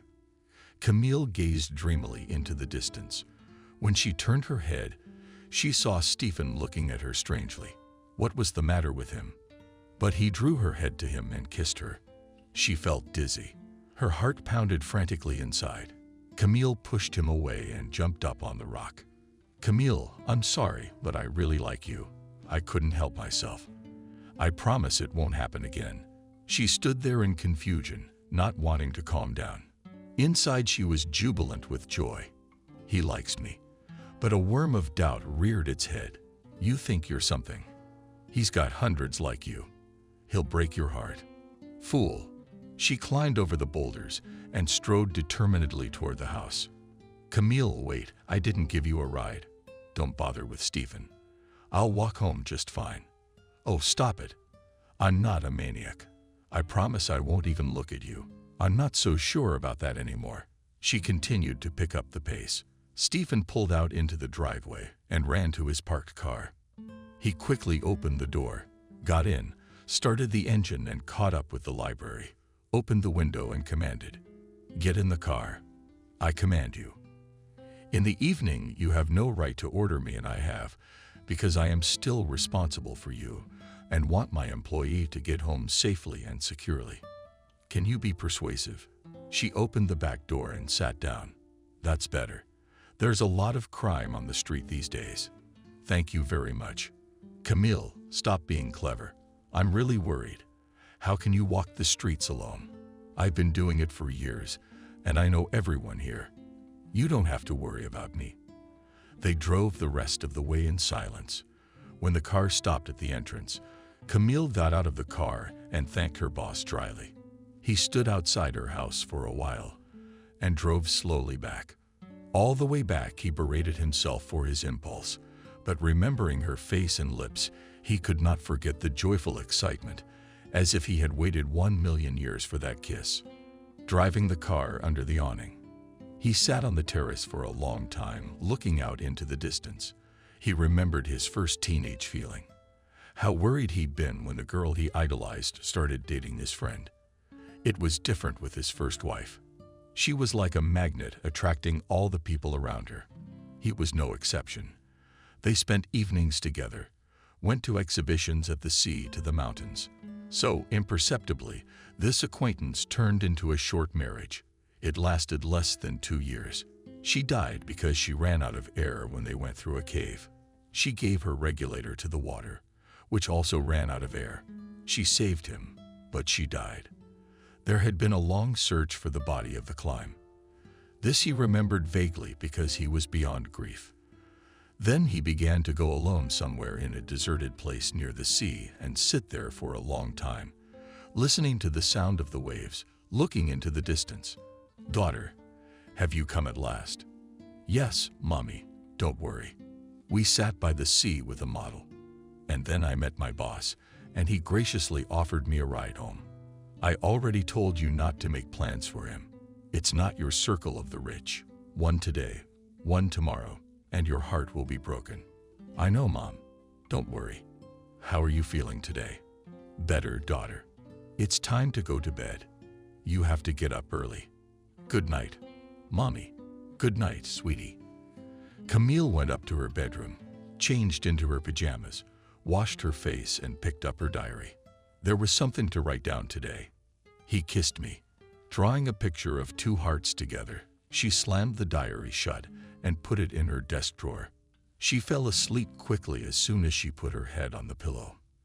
The dream was very pleasant and colorful, as if she and Stephen were sitting together, embraced on a wide swing, with birds singing and an orchestra playing a romantic melody in the distance. Stephen turns and asks, "Will you be my wife?" and holds out an open box containing a sparkling ring. At this point, she woke up. It was already morning, and she had overslept. "Camille, it's time to get up. Breakfast is on the table." "I'm not hungry. I'll take a roll with me. I had breakfast at the office." She kissed her mom on the cheek and ran out of the house. "Camille, wait, I'm coming with you." Miranda ran down the stairs, dressed. She never had breakfast. She only drank tea. She drank a cup, put on her shoes, and followed Camille out. "Wait, where are you going? Do we have time? I'm used to coming to the office early. I can work in peace and quiet. By the way, I've been meaning to ask you about your new job. Do you regret leaving accounting?" No, not at all. Turns out boring paperwork isn't really my thing. Although I did manage to do a little bit of everything. I really enjoy drawing. It's probably my calling. When they got to the office, no one was there yet. They were the first ones in. Not even the boss was there, though he usually came in early. It would be good not to be distracted. Camille sank into her drawings and looked up when she heard an unusual commotion. Standing near the door was a tall, slender blonde woman wearing shorts, a large suntop, safety glasses, and a beige Panama. She was holding a small tattered suitcase in her hand, a bag with an expensive camera hanging over her shoulder. "Nancy, where have you traveled?" "Nancy, tell us where you've been. We're all excited." "Stephen, not yet." "Nancy, let us make you some coffee." The staff are chattering, escorting Nancy into Stephen's office. "Who is this Nancy?" Camille asked Rick, who was making coffee. "Nancy is Stephen's girlfriend. They met when they did a photo project together for a geographical magazine. And she's a photographer, and a pretty famous one. Her photos are printed by many famous big magazines. She gets invited to modeling shoots. She travels all over the world. They don't see each other very often. Stephen became the head of the firm after his father left, and now he doesn't travel anywhere. He does local shoots for the firm." "How long have they known each other?" Is Camille's voice trembling? "Yeah, about 5 years. Dad sleeps with her. Stephen's wife thinks they're the perfect couple." Camille shuddered. What did she care, really? It's not like he's only asked her to be his wife in a dream. And that's a dream. She had no right to hope for anything. The girl sighed and went to her seat. Her drawings were almost finished, but she didn't feel like drawing anymore. She became sad. At that time, the phone rang. "Jenna, what are you doing?" "Girlfriend." "Working." "Why?" "I suggest we get together tonight. There's something to celebrate." "What is it?" "You'll find out later." "Surprise. I'll meet you at 7:30 at our place." "Okay, you wait." The boss came in, went into his office, and was surprised to see Nancy. She jumped up and kissed him on the cheek. "Hi, honey. Just passing through. Wanted to see you and I was right to stop by. How's your project going?" "Did she shoot a lot of footage?" "Yeah, a lot of footage. Tonight I'll sort and select the magazine I already offered to buy." "Are you making any progress?" "I always knew you had a talent for this. I'm sorry I can't give you much time this morning. Deadlines are looming. Clients are cutting off phones. I'm on my way to a shoot. Can I come with you?" "Yeah, sure. I'd love to." "You got a deal." "I just need to stop by the house, take a shower and change. I won't be long. Let me tell the driver to take you home. I'll pick you up later." "All right. I'll be waiting for you dressed or undressed. Whatever you say." She smiled meaningfully. He pretended not to hear, called the driver, and told him to take Nancy and her luggage home. "See you later, sweet." Camille saw Nancy as she left and kissed her boss again, putting her arms around his neck. The girl felt a painful prick of jealousy inside, but inwardly forbade herself to be jealous or to worry about it at all. She leaned over the drawings and began to carefully draw out the details. It's none of my business, after all. Stephen escorted Lyra to the exit and returned to the study. After a few minutes, he came out and asked for the staff's attention. "Colleagues, in a week's time, there will be an off-site photo shoot. I ask everyone involved to prepare. The rest of us can go and help out too. All questions are for Wendy, and she is in charge." With that, he left the office. He must have gone to Nancy's. Camille pictured Nancy in a light robe. Stephen opens the door, and they both tear off their clothes in a fit of passion. Blood led to her head. She was in pain. Do I really love him? That's no good. She had to get that crap out of her head. The workday was drawing to a close. Camille put the finishing touches on her drawings and put them in a folder. Wendy came up to her. "Hey, what's your name? Are you coming with us to the shoot? You're gonna help with the costumes. I'm not a costume designer. You'll be fine. We should try everything. I'm counting on you. Okay, don't worry, Wendy. That's good. Because our costume designers are away on a shoot and they won't be here. If there's anything you don't understand, you can ask Rick. Wendy's phone rang. What do you mean you can't provide for Kate? What do you mean it's all scheduled? I'm gonna complain to you. Well, what are we gonna do now? What's wrong? Camille decided to ask Wendy why she was so angry. Yeah. Well, Keith Goring's gone rogue. How am I supposed to feed this whole bunch of people? I could get my mom to cook. She used to cook for weddings and birthdays, and she's prepared for a lot of guests. My neighbor Christopher can help with the local food. He has his own butcher shop near us. Oh, that's great. Then I'll send some helpers over to your mom's house. Have her tell me what to buy and how much. We'll bring all the copies. Okay, when's the trip? A week from Monday. Got it. How many people and for how many days? 30 people. 3 meals for 2 days. Okay, I'll get it to my mom and she'll start putting together the menu. Thank you so much. Help came from an unexpected place. Not yet. Mom doesn't know what she's in for yet. Camille laughed out loud. After work, she called her mom and told her what was coming. Mom was scared at first, but then she pulled herself together and promised to help. After all, 30 people are not 100. Mom, I'm going out with the model again tonight. Don't worry. Okay, but don't take as long as the last time. I'll worry. I won't, I promise. Okay, daughter, rest, take a walk. Camille turned off the laptop, put all the drawings in a folder and headed for the exit. As she exited the elevator, she noticed her boss talking to a security guard. Camille, please wait. I need to talk to you and I don't need to. Why are you even standing here? You should be on your way to Nancy's. Camille, I was wondering if you'd finished your project yet. That's the only reason you stopped me. See you tomorrow. See you tomorrow. Stephen was taken aback by the coldness that Camille gave off. What had happened? Or had her fiancé turned up? The mood was rapidly deteriorating. It became sad. He said goodbye to the guard and quickly left the office building. Vanessa, hurry up. I've already ordered tea. It's not very tasty cold. And what's the rush? What's the fire? Vanessa, you have no idea. I'm a psychologist, remember? Yes, of course. You graduated from university. Well, I'm a famous blogger now that Camille choked on his tea. Yes, I have my own blog and already have 1,000 subscribers and are even asking for paid counseling. Congratulations. How did you do it? I decided to share my knowledge. Every day I publish useful articles and surveys to find out what people are interested in. So people started following me. One person reposts another, the next person reposts the next, and so on. That's great. Psychology is your calling. I already told you that. Yes, I'm also learning Kolchenko. So I'll need the ring. What's that? It's when you ask your client open-ended questions that require a detailed answer. And when he seeks an answer, he finds a solution to his problem. Will you come to my coaching session? Yeah, sure.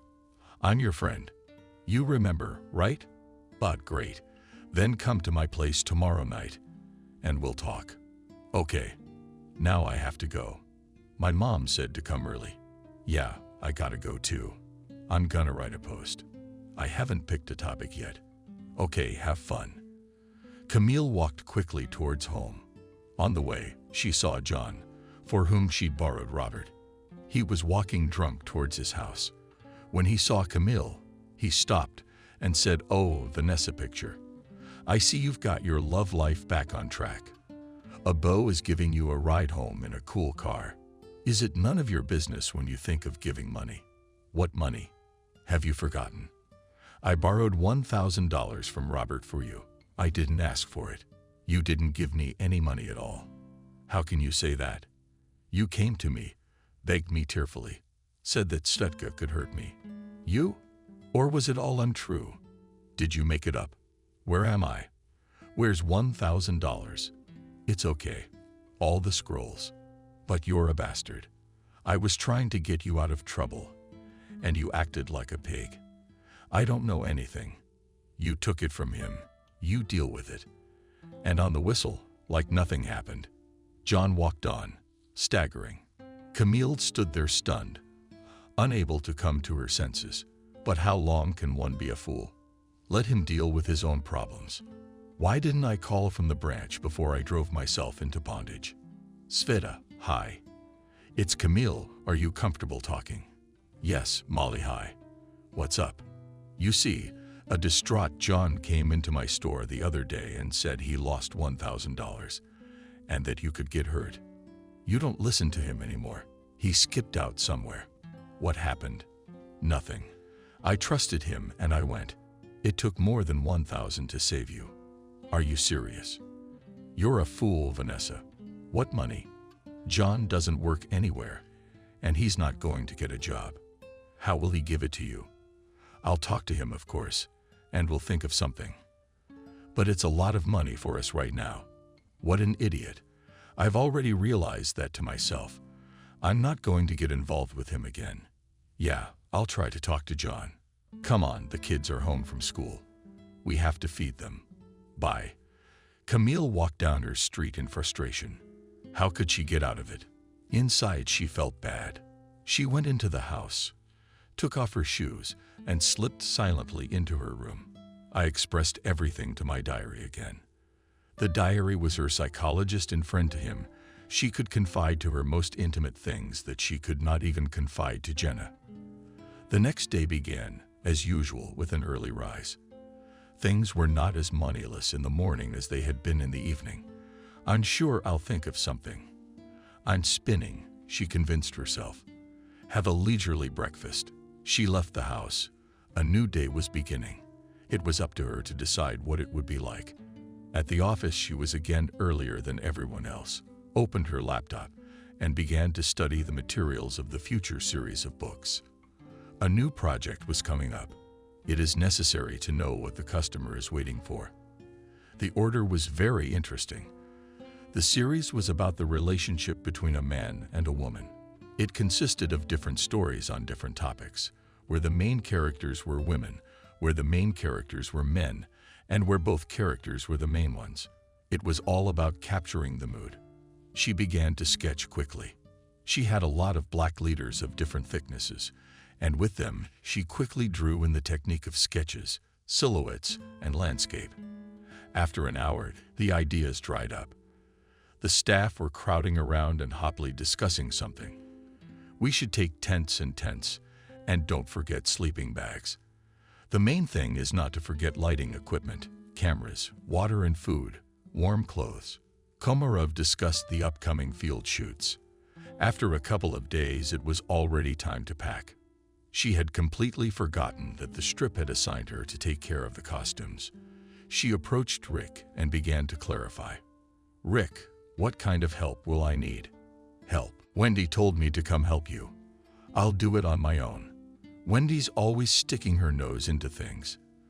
Told you what to do. All right, come with me. We have to pick out and box up the clothes and shoes for the models. What did they send us yesterday? I'm all yours. They went to the back room where the costumes were kept. They were hanging on a rack, and you would have thought that the artists would come in, put them on, and go out to perform. The outfits were outlandish, some in bright colors, some layered. All this we have to sort and put into boxes, which then need to be signed and sealed. The truck's coming. Where are we gonna put it all? Let's get started. That's a lot of outfits. Aren't you right? Time flies fast. We can do this. It takes all day. They really did spend all day with the clothes. Camille was very tired and pleaded, let's at least take a break for 15 minutes. I want to go outside. Okay, 20 minutes. She quickly made herself a coffee and headed downstairs. It was sunny and windy outside, and she liked space and fresh air, hence the mental space of dusty rooms with clothes. It knocked her out of her mind. She sighed slowly into herself at the gusts of wind and framed her face to the sun. It was her boss who caught her at this activity. He had just pulled up to the office and was about to leave. When he noticed Camille, He admired her movements and was fascinated by her childlike directness. He waited until she returned to the office and only then got out of the car. "Where the hell are you?" I said 20 minutes, not half an hour. Rick resented it. "Yes, here I am, a breath of fresh air and coffee, and now I'm going to earn many more boxes. Obey and obey." Camille laughed. "It's not funny. If you and I don't make it tonight, Wendy will take both of our heads off tomorrow, and without a head, my height will be quite small." They both laughed. Things moved faster, and within an hour they were done. The boxes were packed, signed, and taped. All that was left was to wait for the truck. The day of the shoot had arrived. The office was chaotic and hectic. Everyone was going somewhere, carrying something. There wasn't a single person sitting still. No, that was Kevin. He was going over the financial reports with her. It was quarter-end closing, and nothing was to be missed. "Miranda, are you going out of town?" "Everyone's invited." "Yeah, I'm going." "My sister's coming too. She's gonna take care of the costumes. If you want, I'll drive you. I'll finish my report, and I'll drive my car. You can go home, pack up, and come to the office." "Oh, thank you. That's very nice of you. We work together, and I think you deserve to be in comfort, not in a shared van. I could go with everyone else. It's fun. There will be plenty of fun. Believe me, I hope Wendy's got something in mind for us. I wonder. We'll come and see." Finally, the equipment, costumes, and cameras were loaded. The staff sat in rented vans with their bags. The cavalcade drove away from the office and, after raising a bunch of noise and dust, disappeared around the corner. The place for shooting was chosen on a hill, and tents and marquees were put on the seashore. We took out of the trucks the most necessary things. Work began. A minibus with models approached. Long-legged, thin girls with long hair, like twin sisters, came out of it. They walked like herons in long heels, swiveling their hips. Rick called Camille over to sort through the costumes. There were a lot of them. The models had to be dressed up for the first episode of the shoot. The photographers were setting up cameras, lights, spotlights. The director was arranging the models. The rehearsal was underway. Camille turned to look through a gap in the tent and saw Nancy approaching Stephen. "She's here too." The mood that had been so good at the beginning was gone. "That's fine." "Well, don't. He's got his life, and I've got to have mine." I put my dress on the rack and walked out of the tent. Nancy didn't leave Stephen's side. She'd follow him around, take a seat next to him. If he sat down and flaunted herself like she was one of the models. She was wearing a silver dress and sandals to match. Everything looked appropriate and stylish, skillfully applied makeup, well-groomed hair and hands. What is not the dream of any bachelor? Camille was dressed in jeans and a windbreaker. No makeup. Yes, she hardly used any. The girl had a naturally striking appearance. If she needed makeup, it was just a little bit. Her parents' truck pulled up. Dad and Mom got out. Christopher, the butcher, was with them. They opened the back of the truck and started unloading boxes and bottles. It was the food that had arrived. The staff became animated. Everyone was very hungry for the outdoors and were looking forward to lunch. The first part of the shoot went well. Camille first between the location and the marquee with the clothes. She brought some dresses, took away others, and completely suffocated. Skinny models were changing clothes. In another tent, when there was a break, the girl saw her parents. "Daughter, come and help us. Where are the tables going to be?" Wendy said to the left of the location. "Okay, can you please help set the table?" "Sure, Mommy, don't worry." Together, they set up the long tables, set out the trays of food that had been put up at home beforehand. All that remained was to invite everyone to the dinner table. They ate lunch standing up, each taking their tray and eating here by the table or taking it to the tent. Camille took her tray and sat down on the grass nearby. Christopher was sitting beside her. He had long been unrequitedly in love with Miranda, and she was sitting next to Kevin, and they were having a lively discussion. Camille loved her mother's cooking. Today's lunch was dolma and salad, plus lots of cookies and buns, and homemade willow compote. She was looking at the sea and relaxing. Rick came up to her. "Stop relaxing. There's a lot of work to do. I'm going to have some compote too." The second part of the shoot went smoothly, with everything laid out and cleaned up. Camille went to her tent, which she shared with her. Collapsing exhausted, the girl fell asleep instantly. She woke up with a jolt. Miranda was pushing her to the side. "Get up," or the sides were already covered. Did I fall asleep? But a movie? Not team games. What kind of games? Did Wendy come up with something? The dinner was loud and fun. The lights were on. The evening was warm. Despite the forecast, mosquitoes were blown away by the wind, and it was quite comfortable. Everyone was joking and laughing, playing jokes on each other. And then Wendy took the floor. There will now be team games. There will be 2 teams and 5 tasks. The team that wins gets an honorary pennant and a day of extra rest. Each team will have 10 members. I'm looking forward to seeing who's interested. She quickly assembled 2 teams. Stephen, Nancy, and Camille were put into one team. There were various strength and balance challenges. Their team won. The last task was the hardest. They had to find the pennant in the woods and bring it back. It took 15 minutes. Everyone scattered through the forest, looking at every bush.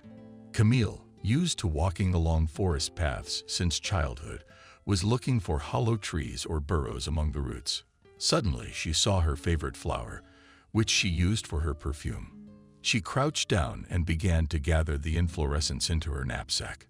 Stephen approached her. He was surprised to see that the girl was collecting something.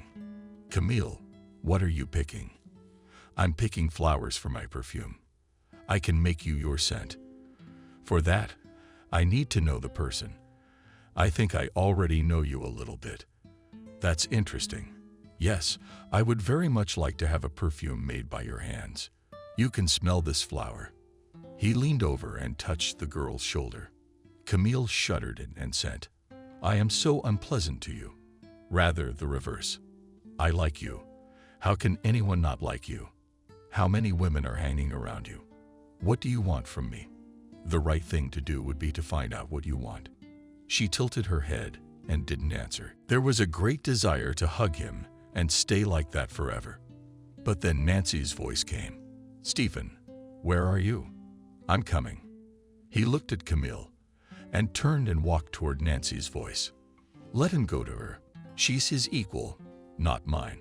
She picked up her backpack and walked down the birch tree path. At eye level, the girl noticed something strange. Something long and yellow was tied to one of the branches. She reached out her hand, untied it from the branch, and it turned out to be a pennant. Their team had won the team competition. They would get an extra day off. They could go to the seas or the woods and have plenty of alone time. She took the pennant to Wendy, and she announced the winners. She only specified that the day off would be given when the project was finished. The whole team sighed in disappointment. Stephen was nowhere to be seen. Camille approached Rick and asked if her help was still needed. No, everything was already laid out. Tomorrow morning is not easy. Tomorrow is the second day of filming, very important. Okay, good night. When she arrived, Miranda was already in a sound sleep. Camille climbed into her sleeping bag and closed her eyes. Sleep was not coming. She got out of the tent and went to the sea. The sea was calm and serene. The lights of ships could be seen in the distance. She picked up pebbles and threw them into the water. There was a slight breeze. She sang a little, but she didn't feel like going to the shower tent. She heard footsteps behind her and turned around. Stephen was walking along the sea and heading towards her. "Camille, aren't you afraid to go out alone?" "No, I'm a brave girl. May I walk here with you?" "Please, there's plenty of room. I want to walk with you." "What about Nancy?" "Nancy went to the city for the night. She doesn't like the woods or mosquitoes. When she's working, though, she forgets everything." "How long have you known her?" 5 years. Nancy's just a friend. I have no feelings for her as a woman. I'm interested in you. I'd like to get to know you better. If I may. Stephen, I'm not your type. How can you be interested in me? Nancy is sophisticated and stylish. She's very knowledgeable. Anyone would like her. Camille, stop. She took a step and stood up. I want to tell you that I like simplicity and openness like yours. I never met a girl like you until you came to our farm. I'm flattered to hear you say that, but I don't forget for a second that you're a director and a rich man. I'm just a girl who lives with her parents and earns her own living. Let me tell you something. I fell in love with you at first sight, and my love grows stronger every day. But I don't know how you feel. You tell me. Stephen, let's use the first name. Okay, I like you. I like you so much I can't think of anyone else but you. That's true. He stepped closer and took her hands in his. Yes, she was distraught and didn't realize herself how those words had come out of her. I may be corny, but I'll say be my wife. Camille thought for a moment that this was one of her pleasant dreams. Kiss me. Camille put her arms around his neck. Stephen to her lips as if thirsty and reached the source. The girl trembled in his arms. Are you cold? No, I'm very nervous. So you never answered my proposal. So what's your affirmative answer? Yes, I accept. When I go to your parents right now and ask for your hand in marriage, they're asleep. When in the morning? Let's not tell anyone yet. Okay, it's just us and your parents. Stephen walked the girl to her tent and kissed her again. Camille climbed into the tent, pulled on her sleeping bag, but could not sleep for a long time. Is it really true? Did he propose to me? Did she tell him she loved him? And he said he loved me. No, it can't be, because it sounds like a fairy tale, and fairy tales are good to listen to as a child, not as an adult. I'll wake up in the morning and it'll be a dream. So she thought and fell into a dream. In the morning, everyone crawled out, wrinkled and shaggy from their tents. Camille got up as usual at dawn and had already had time to wash her face and make herself some coffee. Taking a cup, the girl went to the seashore. The sea was quiet and gentle. Camille took off her shoes and went into the water. Suddenly, she saw that someone was swimming. In astonishment, she almost dropped her cup. Looking closer, she realized it was Stephen's boss. Now the fairy tale will be dispelled. He'll say it's a nice morning and all that. Stephen stepped out of the water and picked up a towel lying on the shore. He saw Camille. Would you like to go for a swim? Is the water warm? I do. Then let's go. But I'm not wearing a bathing suit. It's okay. Camille put the cup down. She took off her jeans, remaining in shorts and a t-shirt, gathered her hair in a bundle higher, touched the water with her foot and entered it. With great pleasure, she plunged into it and swam. Stephen washed her and went into the water himself. For a while, they swam side by side in silence. Really warm water. Yes, it's wonderful. I really like swimming in the sea. You swim beautifully. Who taught you to swim? I've been swimming with my parents since I was a kid. I dream of meeting your parents. Why did you forget what we talked about last night? I thought it was a dream, an obsession. It can't be. Turns out it can. They were almost to the shore. You could reach the bottom with your feet. They stopped and threw themselves around each other's necks, kissing like it was the last day of their lives. What if someone saw? I wouldn't want anyone to see, but I don't want to let you go. Neither do I, but I have to go. I'll meet you at breakfast. Okay, let me dry you off in the subway. In the wind. I changed my clothes. I'll tell Miranda I went swimming. Good for you. See you later. See you later. Camille ran to the tent and started to change into dry clothes. Miranda was somewhere, sleepily taking a drag. Went to the sea. The water is very warm. Thought, why not go for a swim while you can? Are you an early bird, sister? You're glowing. Met a fairy on the road. You'll almost know soon enough. Intriguing. What was that meeting? The most important meeting of my life. The one and only sounds like the beginning of a novel. It's gonna get even more interesting from here. I'm looking forward to it. When Camille arrived at her parents' van for breakfast, she saw Stephen there, talking to her father about something. Father was at first puzzled. Then a look of joy came over his face. Mom came out and approached them. They had a lively conversation together. Seeing Camille, Mom gestured to her daughter Stephen. Stephen asks for your hand. And what did you say, Mother? What did you say to him? I said yes. He made an ironclad argument. So Papa and I thought and agreed. Really, what will your father say to that? He'll have to accept my choice. Where are you planning to get married? We'll sign now and have the wedding when Dad gets back from his trip. All right. Advice. Love, children. Thank you. You've raised a wonderful daughter. Camille helped her parents serve breakfast and ran into the tent to Rick. She quickly laid out and hung the outfits, carried the necessary mannequins, and went back to the back. The girl was all radiant. Rick looked at her for a long time. You were glowing. What happened? Rick, everything changed in my life, you know. I can't believe it myself. I'll tell you later. I'll wait. I'm dying to know. Don't rush me. I'll tell you everything. I couldn't stand it for long, promising to restrain my curiosity. At the end of the day, we started packing. Equipment and costumes were loaded and sent to the city. Those who wished were also able to leave. Those who remained were avid outdoor enthusiasts. Wendy left as well. Miranda stayed. For her sake, stayed. And Christopher followed and sighed. Camille came up to him. Do you love Miranda? I do very much, but I'm not sure it's reciprocated. So what are you waiting for? Now is the time to find out. Do you really think so? Yes, I do. Go and don't come back without an answer. All right, but I have to make up my mind now or never. That's how you're gonna stay. Alone. Got it. I'm coming. Christopher got worried. So where? Christopher went to Miranda's. She was helping her mother and father pack and stow their van. Miranda, can I talk to you for a minute? What's wrong? Christopher, you're not yourself. Tell me, how do you feel about me? What's wrong? I've always been good to you. We've known each other since we were kids.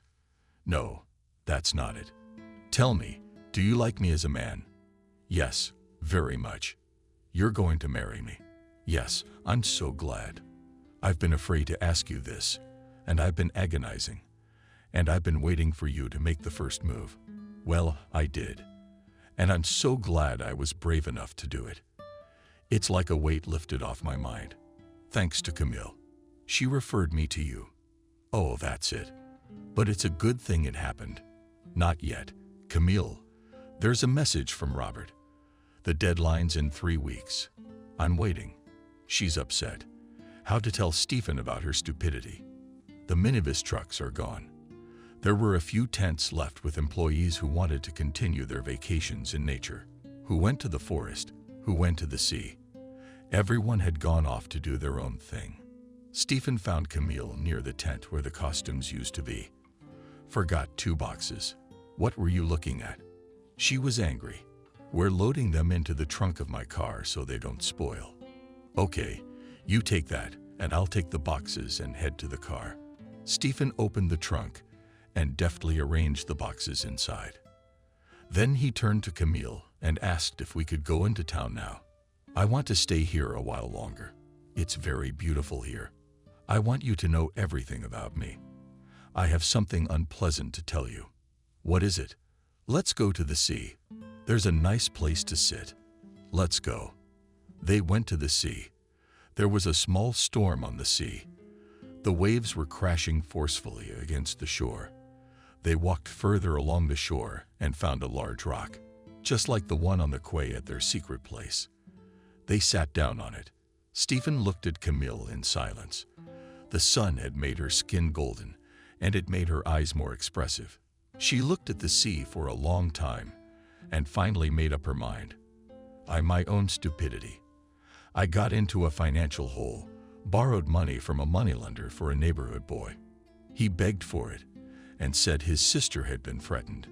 I was laboring and struggling and went to the local moneylender. He lent me the money, of course, but at a robbery interest rate. And then 3 weeks later, it's due, and I got off work and completely lost sight of the deadline.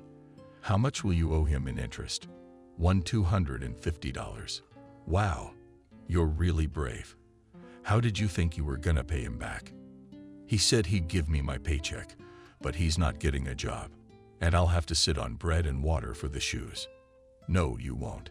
You're my fiancé now. I'll pay you back. Text me the address. Okay, you're very kind. I don't want you to owe anyone. Except me, of course.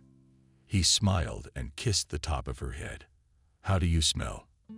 When I hear that smell, I'm ready to turn the earth upside down just to be near you. Really? Is it really true? My scent has that effect on you. Yes, it does. By the way, I'm waiting for my scent when you make it for me. When we get home, I'll make it. I already have everything I need. I'm looking forward to it. Darling. He put his arm around her, and they watched the waves in silence. Christopher drained and walked through the forest. The forest was filled with the scent of pine needles. The birds sang loudly and chirped. They did not notice anything. All around them, everyone was talking and talking, as if they had met after a long separation. Although they had known each other since they were young children, they had a lot to talk about. Kevin watched the couple from the side. Wow, it turns out our Miranda has quietly found a beau. So I was too late. He went to his car, inwardly cringing that he hadn't confessed his feelings sooner too. He saw Stephen's car and decided to go say goodbye. But he walked around the camp, didn't find him anywhere. He gave up the search, got in the car, and sent his brother a text. I'm going back to town. Everybody went back to town. The next morning, Stephen allowed to come to work later because it was necessary to hand over the materials to the customer. Camille went straight to the office and continued working on her sketches. She liked everything. Everything came out just the way she wanted it to. Wendy came out of her office and announced a general assembly in the conference room. The employees looked at each other perplexed. First off, let me congratulate our first team on winning the competition and assign them a day off, which will be right after our 11th anniversary celebration. The anniversary party will be held a week from today at the Astoria restaurant at 19000. You are all invited. Dress code is parade dress. Everyone understands. Yes, we do. A week later, the restaurant hall resembled a flower garden. Women in evening gowns with cleavage walked arm in arm with gentlemen. The scents of perfume mingled. The restaurant room resembled a beehive. Wendy asked everyone to take their seats. At that time, 2 men entered the room, and the eyes of those present were drawn there. It was Stephen and Camille. They were walking under the arm. She was wearing an elegant champagne-colored silk dress. He was in a tuxedo, but anyone who would have seen them immediately realized the couple in front of him was a man and a woman made for each other. Stephen perfumed the fragrance Camille had created for him. She has long and meticulously selected herbs and thought about the composition of the perfume. It was redesigned several times, and only on the 10th time she managed to reflect Stephen's character in the format, when she brought the jar and gave it to him to try. He was amazed at the incredible flavor. I really like how you guessed that this is the one I would like. I know how to listen and hear behind the words. While I was chatting with you, I learned a lot about you and your habits. You are incredible. I love you more and more every day. I love you too. Stephen took the microphone and announced loudly, "Dear colleagues and partners, let me introduce you to someone very dear to me, my wife Camille." There was a sepulchral silence in the hall. The female employees who had ridiculed Camille for her cheap outfits were now ready to fall through the ground. The men were staring at the boss's wife, and they invite him. So beautiful. Lucky the boss. Christopher and Miranda were also in the audience. They were sitting at the same table. It was no secret to them that Stephen and Camille had signed the day before because they were witnesses. And then they invited Stephen and Camille to be the witnesses at their own signing. So there were two newly formed couples in the audience, and these young men and women truly loved each other. Nancy flew off on another trip, hunting for rare footage. Stephen and Stephen had a serious conversation about recognizing that their relationship was amicable and that respect should continue to be maintained. Nancy did not want to be present at Stephen's wedding, but she promised to come to the wedding and bring an exotic gift.